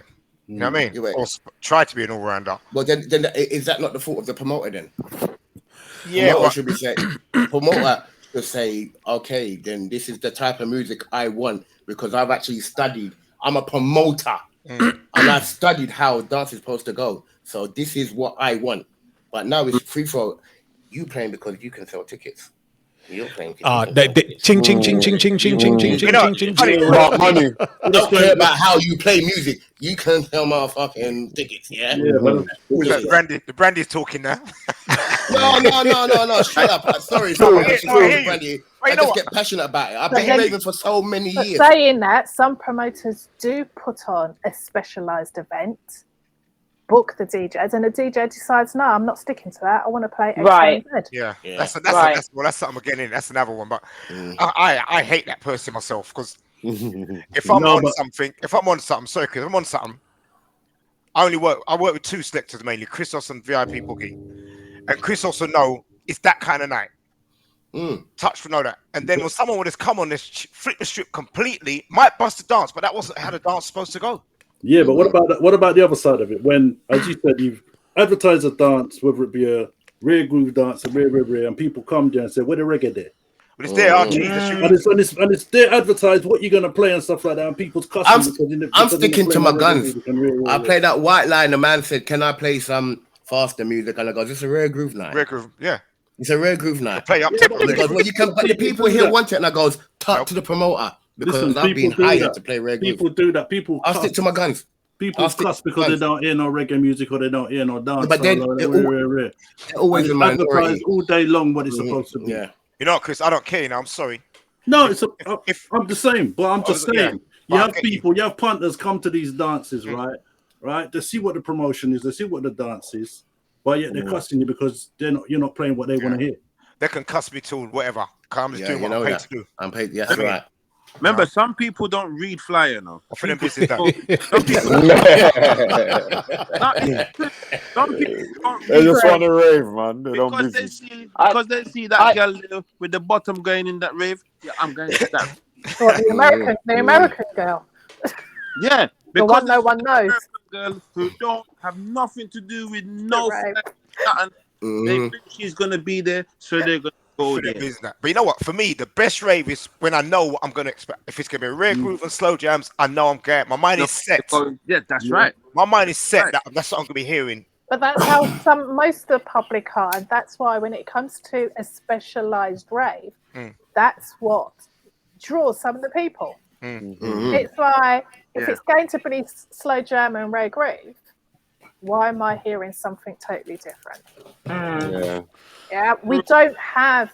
It doesn't command. Our hours are not long enough for a commercial break. I remember we used to have a commercial break in dances. Play free soul tunes.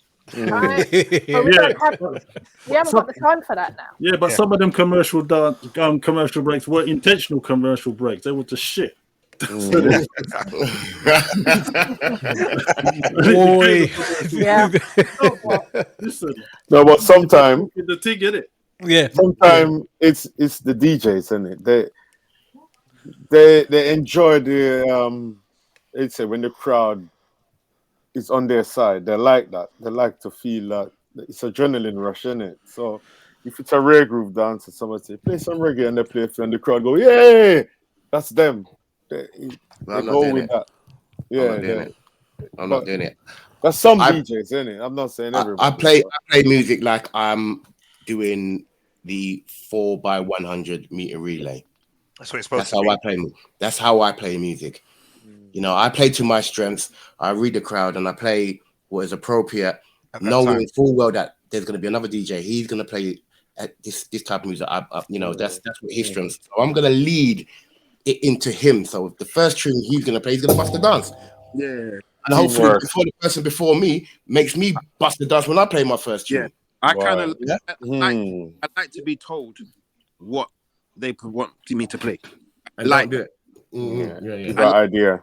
Like I did a slow jam rave the other day, and I really thought that it wasn't going to work because of the age of the promoter. But he actually stipulated every sound to work with this particular year of, and you know what? I can't lie. The rave was nice. Every DJ stuck to a particular year. So obviously, like it was myself, New in a Roadshow, Invasion. Now they gave New in a Roadshow and Invasion crew. They gave them like 2005 to 2009. Now, obviously, they know that era, innit? There's no reason why they shouldn't know that era. So they played it to their best of their ability. And they said to me, play 90s. I'm like, are you sure? Because I don't think you know what's going to happen when I play 90s. When I play 90s is the best, innit? That's it. It was curtains. It was absolute curtains. And the man just looked at me and like, oh shit. You again. I said, well, it was inevitable, innit? Because you give me like that. That's me, innit? I grow on that. You can't not give me that. But that's give me a anything promoter that knows what he wants. He knew exactly what he wanted. He knows the crowd that should be there, and it's a case of it just done his homework. Yeah, He's done his homework. Done his homework. But all right, then let me interject now. But the thing is, Simon, he just said 90s, so kind of going off topic a bit. But the thing is this: I've noticed there's a whirl of 90s dances. And if we're talking right, and listen, and I said it the other day when I did a live stream, because when somebody put up that there are no more there aren't no good modern day slow jams, and I was like, you're talking nonsense. But anyway, moving on. But the thing is this: there's a whirl of 90s dance, throwback, this, that, Devon knows what, and like I said, that decade produced a ton, a trailer load of great music. But then the thing is this: Is it because there's those dances? Is it because if the promoter, that's what the promoter wants, that's fine. But is it a case of, again, there's a lot of music out there. Is it a case that DJs, they're in their comfort zone, they know that they can play that music, blindfolded, or on top of that, the public, that majority of them, that's what they hear as well. Because again, as it comes on, like I said, not all new music can translate into the club and so on. But again, if all there is just 90s dances, and with the odd one or two. Like Soul for Real and them kind of places that played the new and upcoming stuff. Then again, even like I said, a lot of the new stuff can't translate. But for those who can, how are they ever going to get? How the major raving public ever going to hear them if that's all you're going to ever see is 90s. 90s is probably a comfort zone. That's probably what it is. Yeah. Well, that's what I just said. And people have to put on their own events.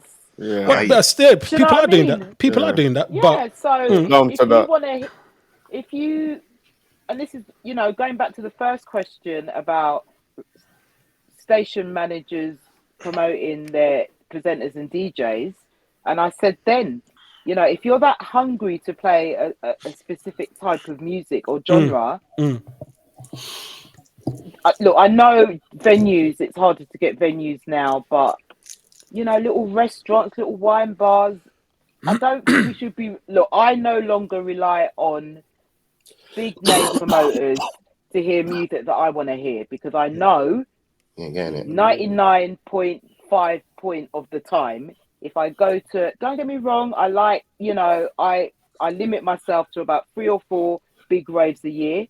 But in between that, I'm going to go to your smaller, more bespoke event because I don't want to hear whatever. Right, because I've been hearing it for the past 28 years. I don't want to hear it. Right? So I will go to... Sorry, Fiona. You know what's funny? Yeah. You see, like me now, I can go out and hear the same bullshit every week, but I still enjoy myself. Because for me personally, it's just I'm getting out. It's just a mindset. Yeah, you A have to lot think of yourself. people can Yeah. enjoy themselves, but DJs looking at you will interpret that as that's the music you want to hear. Right. So I'm talking about the I'm gonna public keep side now. Me going out raving now, going out to rave, nothing to do with it. Like went out Saturday, didn't even go up to the DJ stand. Stayed at the back, chilled, raving, enjoying myself. I think I saw Touch Teeth for about 2 seconds on Saturday. Touch Teeth when I was there, I seen him from a long time ago. I just stayed at the back and let's rave. That's what I do every now and then. It's nice to just go out there and I can rave. It could be the same musical, could be the same. Yeah, but you're going back to the same point I was talking about earlier, where because the DJs are seeing you enjoying yourself, they're thinking, yeah, that's where they need to stay. Right. You know what I mean? Right. And look, people go out for different reasons. It's true. Right. At the end of the day, Some people. Sorry. Because I'm not a hardcore raver anymore because I'm too old and I get tired. When I do go out, I want to hear something else. I want to be pushed somewhere else and say, boy, you see that DJ, he pushed it. And so everyone has different needs, isn't it? Yeah. So Majority rules, isn't it? Yeah, but going back to what we was talking about before, trying to find music and stuff like that. You have all this, especially the slow stuff. You got all these, I call them duppy chords, devil chords. Half the tunes them sound so. You know what I mean? As soon as you hear the first chord, you're like, you want to slit your throat. You know what I mean? It's like, flip it now. You know what I mean? Trap. You know what I mean? All them kind of trap vibes and all them something there. They sound the same all the way through. All the same and all that. As soon as you hear the first chord, it's like all of them have the same chords. Yeah. You know what I mean? And I'm computerized. I mean, with me, going back to what we was talking about earlier, I come on after T Smooth. T Smooth does a show called The Smooth Cabin. So half of his show is going to be that kind of mellow, you know what I mean? So when I come on, I like to lift it up a bit. So I'll be looking for all these new tunes, fast tunes, to start off my show on a up tempo level and then bring it back down again. So you're saying you can't find on YouTube. Yeah. You know what? I don't play hip hop no more. It's just. You know, it's funny. You should say that, Chris. The early morning ride is born on slow jam. I don't have no fast tunes. This is my laptop hard drive full of dirty tunes. I don't. There is though. There is. It's just. I don't. I'm not one to really search. It's hard to find, isn't it? Yeah, I don't have time for that. You have to go through hundreds of tunes to find 10 tunes. You've got to remember you're in your comfort zone. So your first thing that you will go to is your love. Until someone kind of introduces it to you or say, listen to this. And what I find is DJs don't listen to other DJs. Yeah. No, we do. We do listen. No, we I do. Some do. Yeah, some don't. Some don't. A lot don't. I do. I listen to everybody's They show. couldn't even go out to rave if they weren't on the bill. If they weren't playing on the bill. Nah, so that's. We love rave and party. There's one main reason why the raves and dances are the way they are, and it's the same old thing. There's 4.5 million DJs on the bill. Yeah, that means that they've got 45 minutes to cram everything in. That means they're not thinking. They've just got this playlist. I'm gonna go down this playlist, and that's what I'm gonna do. Yeah, it worked last week, so I'm gonna do it again. I got the people going like that.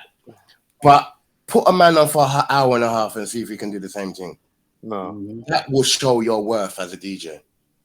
And until that changes, we're gonna get the same thing. That's true. We're gonna continue to have the same conversation. Why doesn't music get played? Because I've only got 45 minutes. How am I gonna fit in the new music in my 45 minutes? When I want to hear some bangers, I want people to do this. I want people to say, yeah. And that's can't do that in 45 minutes. Yeah, it's not. So if you're gonna have 8 DJs on the bill, it's just not gonna work. Yeah. 4. That's to true. me, 4 is the maximum. 4 is the maximum. That means you're gonna play for an hour. That means you can go through whatever genre you play, and you can dig a bit deeper. Oh, let me just try this one. Let me try that one. You understand? But at the same time, you gotta have a great mic man that can cut it and say, you know what, this is something new. I want you to appreciate it. An MC is supposed to be a master of ceremonies and entertain people with his voice and create a story that his DJ is trying to show. until that game changes, we're gonna have the same conversation every year. Yeah, that's true. And it's not going to change. Who's to change the game? Promoters, Promoter. or we just do our own thing, or do our own things, mate. You know what I mean? Mr. Winter up there in the top right hand corner. I think he's got the right mental attitude to change a game. You know what I mean? He's got his GY radio and he's got a bunch of DJs there. Yeah, he's got his bunch of DJs. I have character. I'm gonna jump in the spot. Hold on. Yeah. Give me a drink. You know what I mean? You know what, Touch T? I think you've touched on it. You know, the character of a DJ, the personality of a DJ, right? Because just show who you are. You know what I mean? Don't hide behind nothing. You know what I mean? Just be you. You are there to entertain. Right. I'm thinking about Mystery and Oasis all them years ago. He was such a character. Do you know what I mean? He was cheeky, he was feisty, but we loved him for it because that was him. It's funny. Do you know what I mean? It's funny you say that, Fiona, because I spoke to Mystery last year and I said, Mystery, let's have the original Mystery back. Right. He used to stand up there and cuss people for 10 minutes, then play about 5 tunes back to back. You know, that was his original Mystery be on the mic. Mystery didn't play music back in the day. Ladies' Choice was sound. He was the mic man. But because he's now all round entertaining, wants to play music, you can't concentrate on that and be on the mic at the same time. Yeah, it's personalities, you know. Yeah. I think it's all kind of merged into blandness. No disrespect to anyone, but there aren't a lot of characters. Do you know what I mean? And like you could have a lover man or a political man or a activist man or a feisty man, but there's no one really stands out for me right now. Well, in the chat room, because basically, all right. Let me see. Rudy Twinspin. He said from day one. He said, you know, two to four or one DJ. Big U. Good evening. Lewis Mastermind. Good evening. Again, 4 to 5 DJs and a dance only. Yeah, Rudy says 2. You only need 2 for the night. Big U is saying that, you know, a good MC makes a major difference. And a lot of you are agreeing with what Touch and so on have been saying in regards to the music thing. But I mean, the bottom line is, there are personalities. Mr. Swaby is one. He's a personality. You know, he's a. And that's why he's shining. He's got his personality. That's why he's shining. Yeah, that's why he's shining. Yeah, he's a personality. Mike-wise, I'm gonna put this out there now. I'm gonna say Styly's probably one of the for me, one of the stars of the new guys or holding a mic right now. I think Estot Campbell personally. Yeah, no, it's not. Estot's good as well. Estot is good as well. You know what? I've got to jump in there. I must admit, I didn't know Estot at all. Last year, went to Iron Apple. That's the first time I took in Estot properly. I said, "No, you're great. Man dances, man can play music, man can talk on the mic." I like a mic man that doesn't talk over the whole tune. Knows when to shut the F up. Can you imagine how many other great DJs and mic man there are potentially out there, but are not getting that exposure? Absolutely, absolutely. It was A-lister stands out. There you go, self-promotion. Good for you.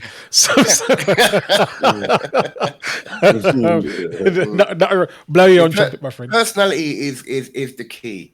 You know what I mean? You know, back in the days, you used to go to a rave and a DJ used to be in their one corner, billing a spliff, and don't interject do not make no conversation with nobody and go and play their music, and again, everyone going, wait. No. You got to be in with your crowd, know who your crowd are and what their likes are, what they're about, and so forth.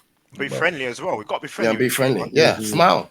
They say I don't smile, but I smile. I've touched your smile on Saturday nights. Listen, you could look, Touch smiles on a Saturday night on his stream because he sees the thing when they tip him. That's why he's killing his teeth. Tipping pays for the gas and electricity, yeah. You know what I mean? It's like £15 a day I'm paying, you know what I mean, just to do a show. Hey, so listen, you need to put some solar panels. You need to put some solar panels up on that roof, Bridget. Hey guys, just want to touch back on something that Touchy said about characters. Yeah. I wanted to jump in earlier. He said we need characters in the dance. I remember back in the day when Misty first played a bit of house in a rave, house music, and everyone just stood up there, but he just played it and played it and played it and played it until they had to like it. You know what I mean? Got a character around it, and that was my first time I heard a house rave. I don't go to house raves. You know, and I just put my mind back to them days when they would just play it and drum it in your ears till you had to like it, man. You know what I mean? You have to remember, when you're in a place, you will hear it, even if you don't respond to it in a way that you want the public to respond. Yeah, you'll hear it, and it's like, oh, okay, yeah. But if this first time hearing it, it's very hard to jump up and down to it because I don't know it. But be persistent, be confident in playing new music. And like back in the day, you would use the early part of the rave to warm in the tunes. You play some new tunes early, they might play it a bit later on down in the night, a couple of weeks later. No. I know there's listen, back in the day, all right, this is how it used to go. I hear what you're saying, Martin, but I remember back in the day, you go Red Records, you go Dub Vendor, you bought a bag load of sevens. You went to from Dub Vendor. You went to Reds or wherever. You bought your plastic bag full of import 12s or whatever. And then if you was playing that night, you couldn't wait. You were waiting for you was waiting for people to come in. You was waiting for people to come in so that and you would bust tune. Listen, I remember back in the day. It was my 21st birthday party, and I was in a record shop, and I bought them a pirate, you know the Shabba Ranks, them I call like pirate. Green sleeves. See, when I played that in my birthday party, I had to jack it up about 10 times. The people listen, people running over the place, and that's a brand new tune. Those are days, man.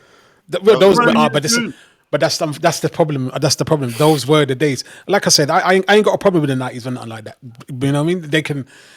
Them, like I said, it is great, and I can listen to those forevermore in a day. I have no issue with them whatsoever. But but again, we go back to the thing of the 100 or whatever. And again, but does anybody here listen new dancehall? No, I don't like it. No, See, the thing is, when you look at the public, you don't actually know what they're listening to at home. Well, that's true. The public are very clued up on music. True. Yeah. They listen to a lot of music because we have so many different streaming platforms now. Correct. To listen to music, and also the various DJs that are online. Don't take the public for fool. No. Know music. True. Plus we're getting older. Plus we're getting older as well. So our taste change. I was talking about something the other day. I was saying, I don't know about you guys, but I know my kids ain't raving like how we used to rave. They can't. No, it's different. No, what I'm saying, they ain't raving like how we used to rave. So my thing is, after we, and probably a few years after we, who's going to be keeping up this thing? It done for real. It done. Let's be serious. It done. Yeah, well, as T Smooth said, yeah, we're still kind of off topic in regards to trying to, bring new music to cross over. The reality is, from my standpoint, is if you want to hear, well, obviously the general public want to hear what they know and love. So if you want to, if a promoter puts a guy in who does play new music, I'm not saying that the guy must play, his set must be solely new music. It's a case of he plays a set and he can drop in a handful there and there. But or the DJs who are playing the new music have to, on their shows, make the tune them breathe and play them for a longer period if possible. Because the reality is, the only way, because that's the reason why those tunes are so popular, because we heard them over a period of time. These new tunes, unless you play them for a period of time, whether it be on the radio or in their specialized dances or in the popular clubs and raves and so on, one or two of them, that's the only way they're really, really going to cross over, in my opinion, anyway. That's all. But you can't expect them, man. There. Yeah, sorry to cut you. Sorry to cut you for a second. You're gone. Sorry. No, what I'm saying, we can't expect them name brands to be playing the new stuff, because let's be honest, they're not really looking for it. But they're not listening. They probably don't do it. No, they're not looking for it. They don't know it. Yeah, that's right. So if they stumble across one of our streams and playing it, and if it resonates with them, they may well play it. May play. I'm going to beg to differ on that one because there are some of those mainstream DJs that do actually play new music and are Yeah, actually no, good not at playing it. not on a regular basis though. Not on no radio shows. They are.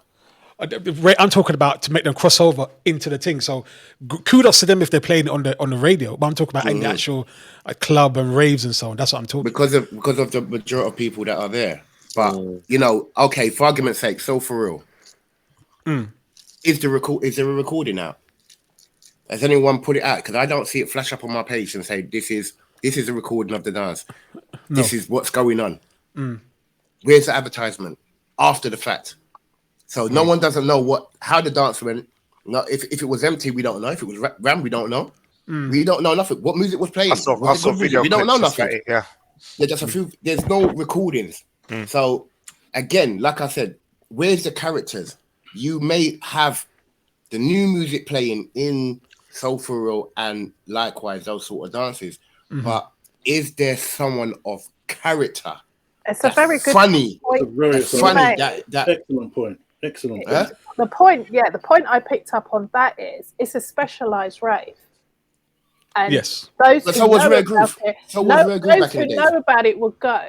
But you've got a lot of people who don't know nothing about it who won't go. But if they was to hear it There you go. after the fact, and like, you know what, that sounds all right, I might go to the next one. There you go. It's And there's remembering none of that. promotion doesn't just stop once the dance has ended. It keeps on going. You got to remember, as such, T said, you know, back in the day, Cassette Man was a big business. Yeah. That's how people learned about what was going on, which song. Before you even know about Stone Love, is a cassette. You know about on them That's things. right. So it's a massive point that Touch is making right there. You understand? Recordings. Yeah. Recordings is important. But I know some people don't put recordings up because it's the same thing. Well, True. right. Right. Well, Lolly's just said that. That's, you know, there's some of them in the scene that are gatekeepers. Dion says I used to do the recordings. Right. Dion, I did used to do the recordings, but you know what? I never got paid. And time is money these days. Right. But You know what touch I mean, I'll be happy to go out and record people's dances, yeah, and make it sound nice and all that, and edit it and all that. I would love to do that. Pay me. Hello, sir. How would you feel if you're recording 4 different raves and it's the same song? If I heard hang on, say that again. How would I feel if You've recorded 4 different raves and it's the same song? And the depends same on the rave, DJ. because if it's a new tune, then And the same that DJ. means No, but at the end of the day, when I don't do that, you know what I mean? I'll pick No, and but choose you're which one hired I'm to going do to. it. What would you do? No, but you I have to can say remember, no, you you know, know. I can say no. you could I can play. say no. You could record 4 different sessions and stuff like that, and majority of them are similar kind of tunes, but the flavor will be different. Yeah. Well, The again, flavor will be different. The DJs will be different. It will be a different flavor. yeah. You understand? So I would ask who's on the bill, and I say no, I got that already. Yeah. Done that. You done Oh dear. that. No disrespect. I'm saying, you know what? If you've done that, you know, Yeah. no. Yeah. Like, I'll tell you what. really I think some of us shooting some of our DJs down now because I go out a lot and I hear a lot of DJs and they play similar, but they don't always play the same. You know what I mean? It's a different vibe. It's a different vibe. You might sometimes hear this. You might hear the same punchline every now and then or whatever, but I think we're shooting our DJs down sometimes. You know what I mean? I'm middle of the road. I'm in between. It's about DJ. entertainment, isn't it? Yeah, you know, and That's and because I, you're a cobbler. I'm a cobbler. You know what I mean? No, you know what? I hear a lot of you know what I mean? They're so cool. What they call it? I don't know. There's a name for the cartel and whatever. I hear the cartel playing the top sounds, east, west, north, and south playing. They don't play a lot, and yeah, they might play a lot of music the same, but it's not the same. It's not the same vibe all the time. It's always no, it will be a different flavor. Sometimes it's the same lyrics. But Ouch. I think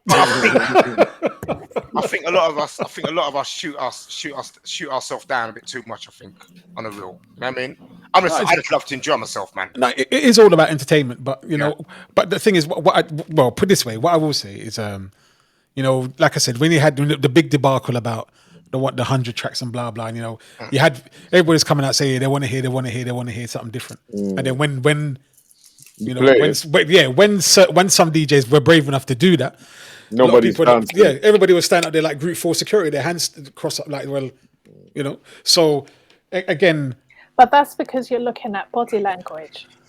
Yeah. Remember, the majority of the times we hear music through our ears, and for me, I'm a rare groove lover. I don't jump up and down to rare groove. I've never jumped up and down to rare groove. I stood up there and I nod my head and I take in the music. right.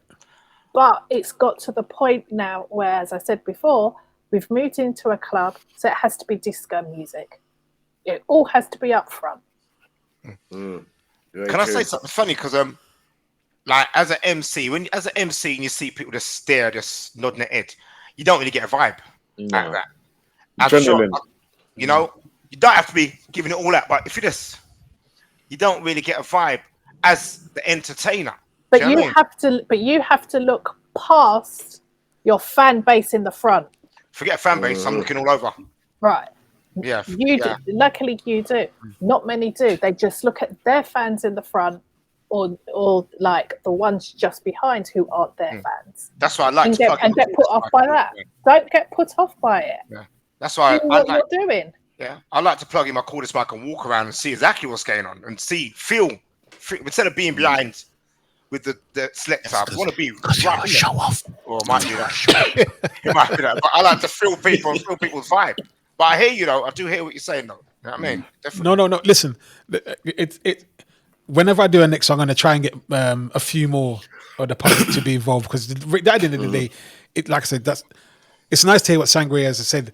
But I will invite you again, because you know you're willing to do it.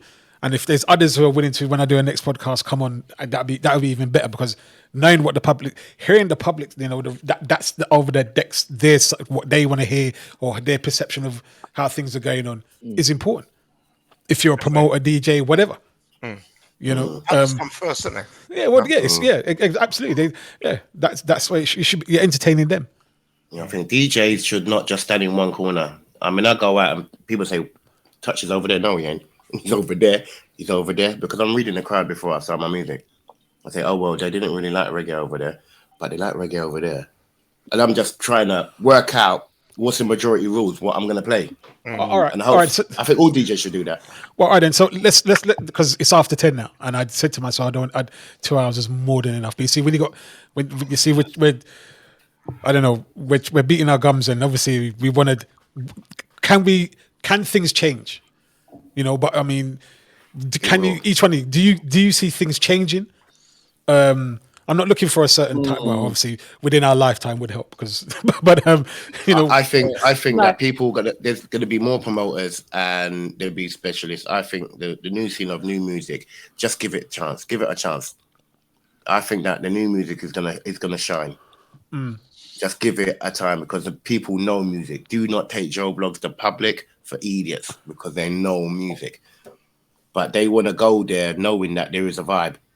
They don't want to go there and spend their money and, it's a bit boring, yeah. Make sure there is someone there that's entertaining. Get Esther Campbell to be on the microphone, yeah? He knows the music. He knows the music. Simple as that. You know what I mean? There's a mic man that will just hype it up because he knows the music. If a mic man don't know the music, how is he going to hype it up? The DJs may know the music, but the mic man don't know it. True. You know, one thing I was hoping that when we got out of COVID, our mentality would have changed when it comes to raving. No, unfortunately, it hasn't. No, unfortunately, it hasn't really changed. No, not knocking anybody. I just thought we'd come out and we'd just be really up for it, but we're just still exactly as we were. That's what in my eyes, anyway. I think it has changed. When you because there's other DJs out there that's come out of the pandemic. Yeah, obviously, yeah, and they are good raves. When you say change, what part of the change you think? Even like the music, for instance, as well, new music. I go to the same old. That's what it is. But I don't really hear the new music out on road like I was expecting to hear. I thought, because there's a lot of talk. There was a lot of talk. This is gonna when we come back out. Gonna hear this, you're gonna hear that, and this is gonna happen. But me, it didn't really happen. Really, I'm still enjoying myself. Well, that's the attitudes, though, isn't it? It's the attitudes. It's people's attitudes have to change. Not so much the rave, the attitudes of what people will be prepared to listen to. Yeah. Well, you know what I mean? Well, but maybe you had almost 2.5 years. of because remember a lot of the established DJs on street DJs, a lot of them weren't live streaming. It was mostly the people who were tech savvy and just jumping on board. That's it. Oh, well, before I say that though, what's his name was streaming way before anybody. The reggae guy, Gaffer Blue. He was dropping. Yeah, he was on Facebook, doing Facebook Live years before. Really? Gaffer Blue was playing reggae and soul on Facebook like, years before. I'm going to say 80 months on Facebook Live. And then we were just doing it raw. He was It was just it's his phone and in front of his phone and you could. It was just his phone mic. But he was doing. That's what he was doing that. But yeah, a lot of people were saying, saying that because with all that music playing, all the live streams, all the DJs, a lot of people say we're going to hear more of this stuff. But it didn't cross over. Many reasons why. Many as we've discussed and more. But hopefully maybe in time. But I just say what I will say is, if you're holding one of them kind of dance there, you might as well look for a different audience rather than say you're going to target those who will go to, say, a Cocoa White or whatever. That's how I see it anyway. It's down to money. Well, it's always going to be a but if someone's going to spend money, they're going to want to invest. It's an investment. The DJs that bring in their crowds, so they're going to always pick where the money interest is.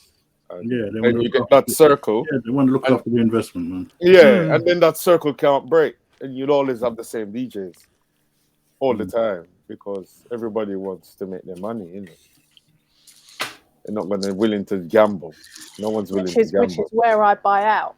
I bow out because I can see it's down to money. About the money. It's down to money. And then the public are left. You've already got my money, and now I'm not being entertained. Well, you know what? Like I said, there are people who are. People rave just to be seen now. Well, there is that. Yeah. There is that. But there are some people who try new. Like I said, the Cocoa White, Lollies, the Ball. Those they're putting on bigger and more expansive things because at the end of the day, we're all we start from the Shubby and we go out and then Royal Lounge and whatever. Now they're putting on, like I said, Cocoa Whites and the Ball, bigger and better things. Maybe a part of it is about being seen, but again, well, if you're going to spend how much on an outfit, then God damn it, you know what I mean. Put my face in front of the camera, I suppose, in that regards. But it would have been nice for some of that to translate over. But the reality is, in time, I suppose.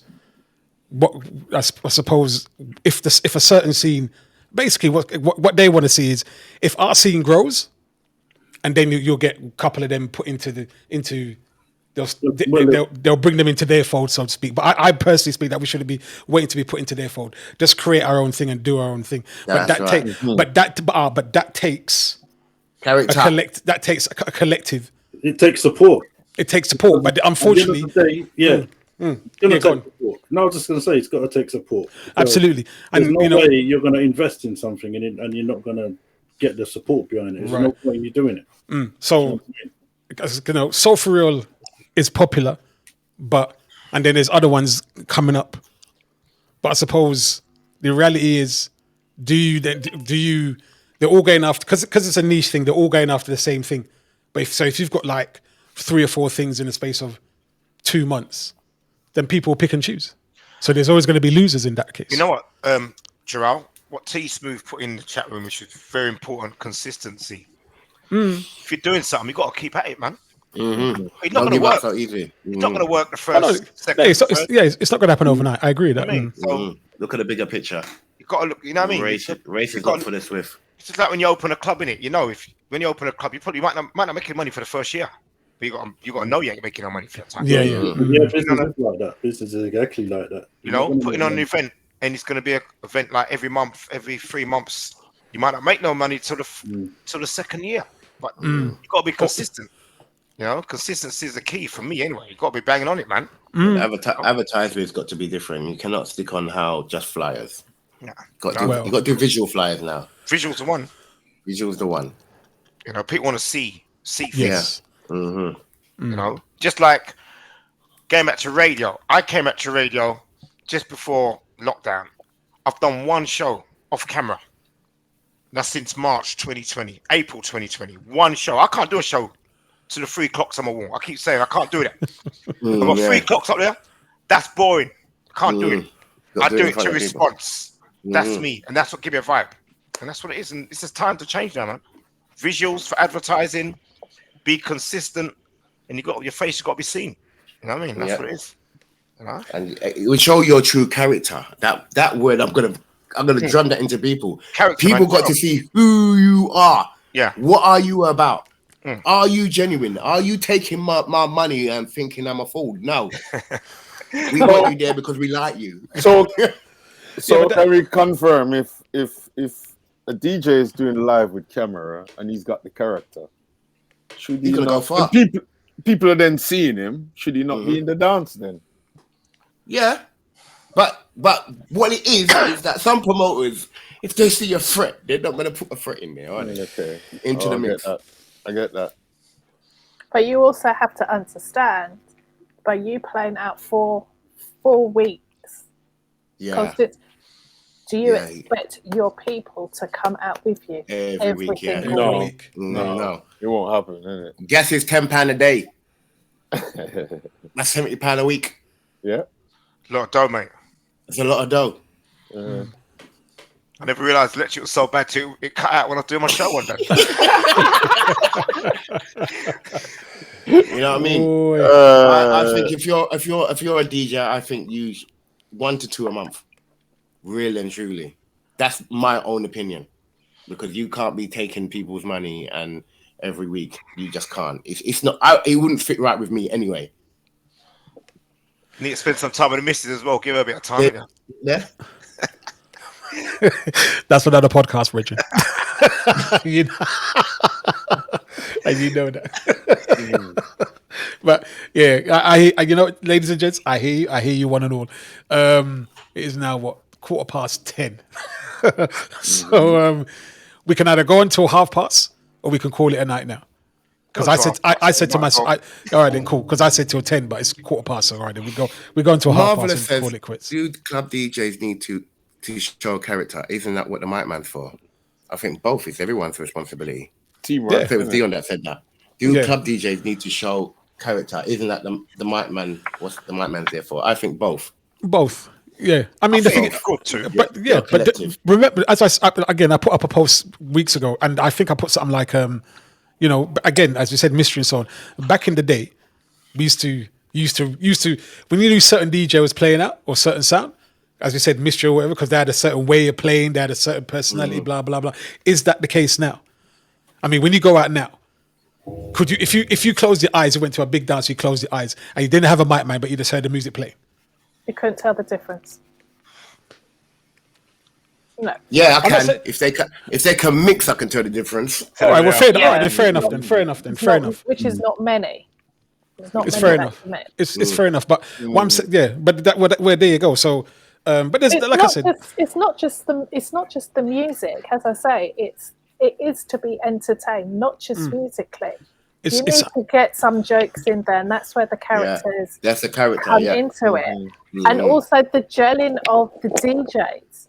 Yeah. They don't gel anymore. They don't play as one. Yeah, they don't joke. They don't talk to each other. No. So the public can't even see that. Well, yes and no. Yes and no. That's the competitiveness, though, isn't it? Yeah, well, I went to Malta last year and the promoter gave us the turntable. You know what happened to the turntable? It got ripped up in his face.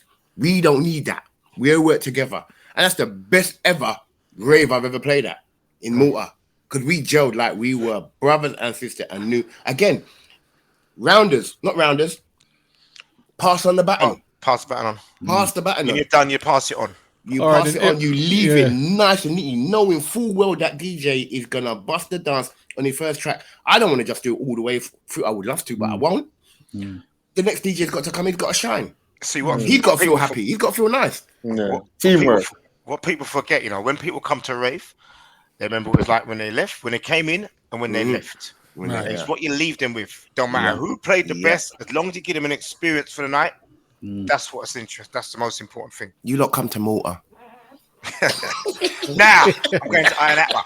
All right. So all right. Let me take a few questions from the chat room and so on and so on. So basically, all right. Then let's see. So you have. All right. Ask Dion a question. No, she's put quite a few in there. She's like, for example, do club DJs need to show character? Isn't it that what the mic man's for? I like to answer that one. It would be nice if they could show character, and if you need to see character, see DJ. Christoph. There you go. You got it in one. It would be nice if your DJ will have a little character about him. No? All right. Another one. Migs one. Was it 001?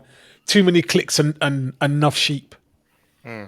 Too many chiefs and not no clicks, not as in sheep. too many. Yeah. Enough sheep. All right then. What else? Everyone wants to be a star. Yeah. Dyed green eyes. Do DJs need to dance when they're DJing? Need to. What do you mean? Oh God! Dance when they're playing music. Yeah, when they're playing their tune. Do they need to? I do because that's how I mix. Different. Without dancing, I can't mix. I have to dance. Feed off a DJ. That's If they are dancing, which means they are enjoying it, it makes you feed off as well. Our generation don't do it so much. The younger ones, oh yeah, my God, the energy that comes off them, and it shows they're enjoying their set. The people enjoy it. Yeah, makes a big difference, man. I feel big difference. If you see somebody moving, you want to move as well, don't you? Yeah, Chris Riley, gonna start dancing when you play music. All right then.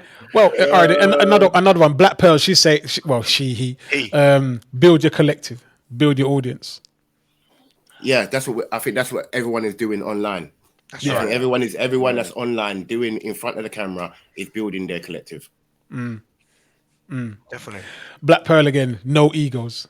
Bomber. You know what? You know what? I think that's my bugbear. If I ever go above what I'm trying to achieve and my ego is showing, please tell me. All backside. Hey, tell me. Don't say that live. You know, there might be a queue outside your door. I don't care. I don't care. I want to be forever humble. Okay. Well, people know me already. I'm the most laid back person. Yeah, you know that. You know that, Chris. You get me? So, me can't show that ego. I'm laid back when I'm tired. Can you explain the difference between an announcer and an MC? That coming from Big U. Yes, there is a difference, isn't it? What's an announcer? Announcer can just announce, saying that dinner's going to be served over there at 3:30. Yeah. Table A, B, C, go to the right-hand corner. I mean, that could be an announcer. MC now. But some people still do that with a bit of pizzazz, though, don't they? Yeah. You know what I mean? I say the MC now, he's going to have a little joke. He's going to have a laugh and joke.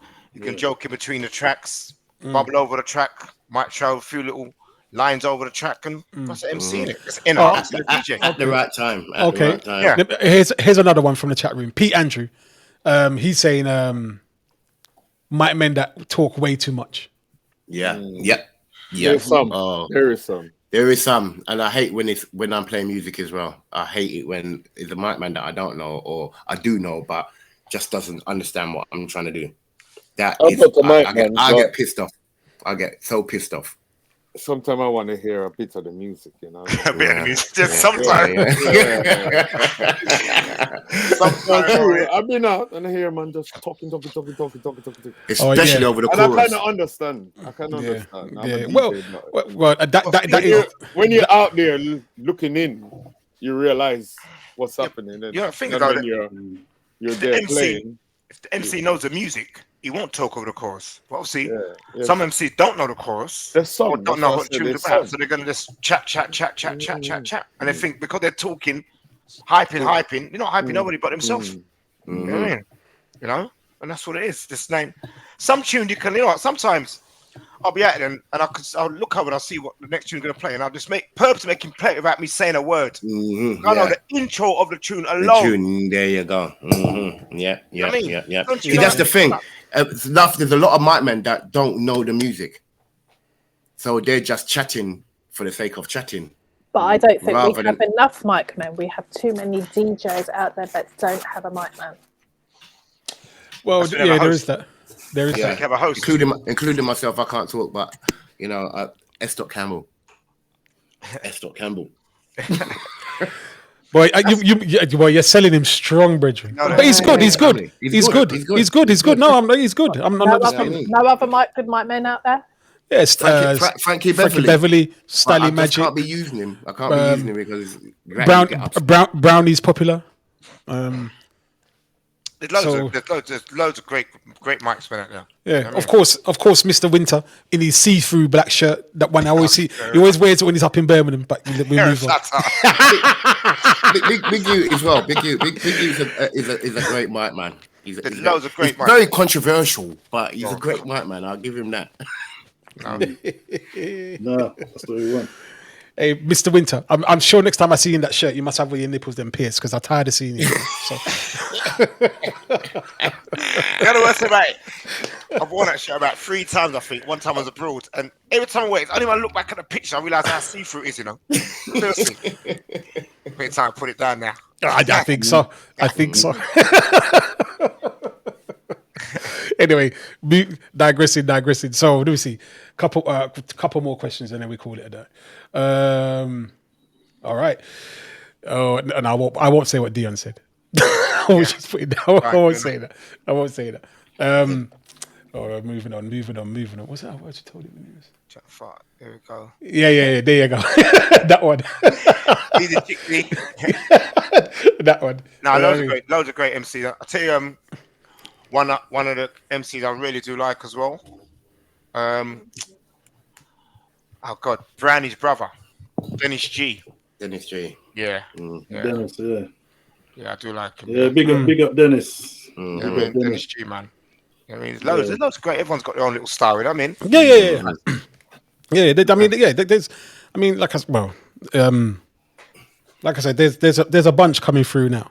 Well, Ems is good. Yeah, man. Em's been around for years, man. When he decides to do a thing, when he decides to do something, when he decides. Exactly, yeah. Yeah, man. Yeah, I mean, I think he's just saying, you know what, I've done that, been there, done it, got the t-shirt, got the badge. Yeah, for real. You know what I mean? Got the belt as well. He doesn't need to prove anything. You know what I mean? You know what I mean? That's true. All right. You know what I mean? All right, then it's 25 past. So let's call it a night. Let's wind it down. So I'm gonna give everybody a chance to say where they are, what they're doing, where people can see them, live stream, radio, whatever. So let's do this now. So Touch T, you go first. Right, first of all, I'll do that, right? Not that one. That one. I'm playing in Balham on the 18th of March. It's a house party with a difference. It's not a dance, it's a house party. Yeah, it's in Balham. It's going to be great. 18th of March. You need to get your ticket from www.getyourticket.co.uk. And then I'm doing a brunch on Sunday, the 26th of March. No, I'm not doing that one. I'm just filming it. Sorry. I'm at White Lion on the 1st of April. Myself, S. Campbell, and a few other DJs. And 9th of April, I'm doing an 80s and 90s rave in Thursdown, TLC's rave. That's great. Saturday the 14th, I'm doing a launch party of Just Good Friends with a few other DJs. Canberra Sands, the 5th to the 8th of May. Then I'm in Malta. I'm so looking forward to Malta. That's the 7th to 11th of September. Then I'm in Grenada, 25th of September to the 2nd of October. Anything for 24? Any? No, not yet. GY Radio, I do a show every first Tuesday of the month between 10 until I say when, not when management tells me I've got to finish. I just do it when I want to finish, yeah. Jay Blaze is coming to the spot very soon. We was talking last night for hours, and yeah, he's coming then. And then my son's got an album, and my other son's got an album. And Tiny Blaze does something. She does Keep Fit. That's Jay Blaze wife. She does Keep Fit. And my friend Tiger Bates, she makes cakes. And then Marky Mark does a show called Freedom of Speech every Wednesday between 6 and 8. And that's my lot. I don't think it's time for anybody else now, is there?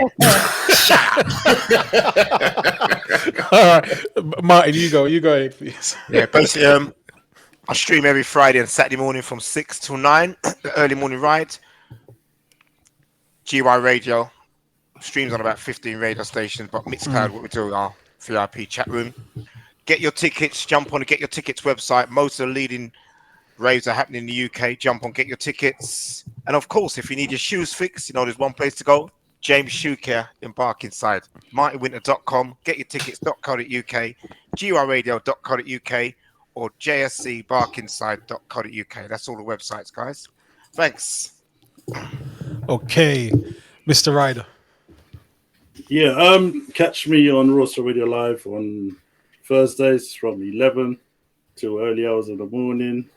Also, Dons of the Lab.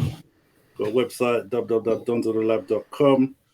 Also, we got a new thing coming out on the 2nd of April called The Hype, which has got S. Campbell, A-Lister, myself, Jarrell, T Smooth, Boss Lady, Bagarage of USR is going to be performing on that on the 2nd of April at 10 or 8 p.m. till 10. Probably going longer than that. You can catch that as well. And that's it. Okay, Fiona. Turn your mic on. You're muted. No, Fiona, you're talking. Hello? She can hear Can't me hear or she Fiona. froze? She can't hear. No, she hasn't turned her mic on. Hello, muted. Fiona. Oh, she got her headphones on. Oh, no, okay. All right. Well, Sangria. Sangria, what are you doing? Yeah, we doing next. What's the new when next you playing remix? that? When Yeah, you we playing play now. Not everybody will be privy to this, but Private Members Club, Bed and Pillow Club, that's where I'll be. Hey. Okay, then. That better. Okay. Anyway, don't be sharp.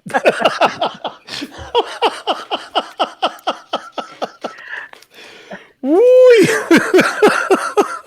That's great, you're in it. Wow. Anyway, Fiona, please. No. Yeah, I can hear you. Yeah, Good. can hear you Go now. on. Yeah, Go go on. on. No, you're No. no, I can't hear you now. You're gone. Can't hear you now. Oh, dude. Try again. Yeah. No. Plug the lead in. Is the lead plugged in properly? Well, she can hear us. Oh, is Though. it- Maybe. Yeah, she can hear us. Okay. I don't know. All right. Sign language. We can lip All right. read. All right. That's all right. Hey, that's a shame. Okay. All right. Well, to everybody in the chat room, thank you. Now this 400 of people looked passed through, watching our my round face and everybody else's. What you doing? What, you're not advertising? Oh yeah. Myself, yeah, true.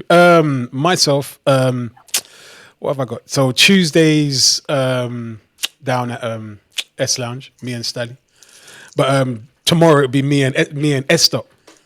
You hear that touch, Esther? Yeah, no. All right. So He's worthy, isn't he? no, he's good. Yeah, we had last week. So same again tomorrow. Me and Esther down at S Lounge. If you're in South London, pass through. It's free all night. Just buy a couple of cocktails or yam some food. That's cool. What else am I doing? Mother's Day, I'm down at White Lion.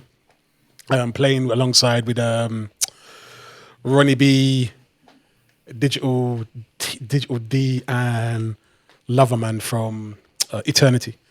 That's Mother's Day, Sunday, down at White Lion. And I'm doing something else about. Oh, and then look out for the next installment of Sip and Smile. Yeah, look out for the next. That'll come up at some point. Social media, T Smooth, Chris, myself, Cookie, and a few others. So look out for that. Sip and Smile. Don't know exactly when the next one's gonna be, but look out. And then oh crap, Easter Saturday. Down at the place called S Lounge, Easter special. Me and Stally alongside Fats and Legs. So, and I will pop up every now and then doing a live stream, rare groove, soul, new music, whatever the mood. Well, now that I'm not on radio, whatever I feel like playing, I will just play. So yeah, so look out for that popping up on a live stream near you at some point. And that's it, really and truly. So like I said, thank you to Simon. It's a shame he had to leave. Notorious, thank you so much to the both of you. And I will bring you guys on again at some point. To Fiona, to Sangria, to Touch, to Chris, to Martin. Thank you for agreeing to take part. And was that somebody in the toilet? And to everybody who looked in, once again, I thank you. It's been a ball, it's been a blast. And I hope some of your questions and things were answered. Probably in another month or so, I'll do another one of these and, see if we can chew the fat, pardon the pun, and kick down some more barriers and address some more topics and problems and see if they can be fixed at all, if at all. So, P4 Souls, D-Light, thank you for tuning in. Glow, how you doing, sir? So, like I said, Miss Marvelous, thank you. Olga, Rudy Twinspin, bad DJ. So, to everybody who tuned in, The idol. yeah, he's bad. Lolly, yeah, bad. Lolly, Green Eyes, Bushman. I saw your thing, Bushman. Kevin EB, Dion Sereds, and to everybody else. Mark Anthony, there you go. Thank you. And like I said, till the next time, this is Jarrell, Real Talk. And yeah, look out for the next installment. Don't know when, but it will be soon-ish. So anyway, within a month or so anyway, while I gather up some more information and see if I can twist a few arms to come on. So DJ Juicy, thank you for tuning in. So until the next time, thank you all the panel, and yeah, good night. Cheers. No worries. We was here. Later.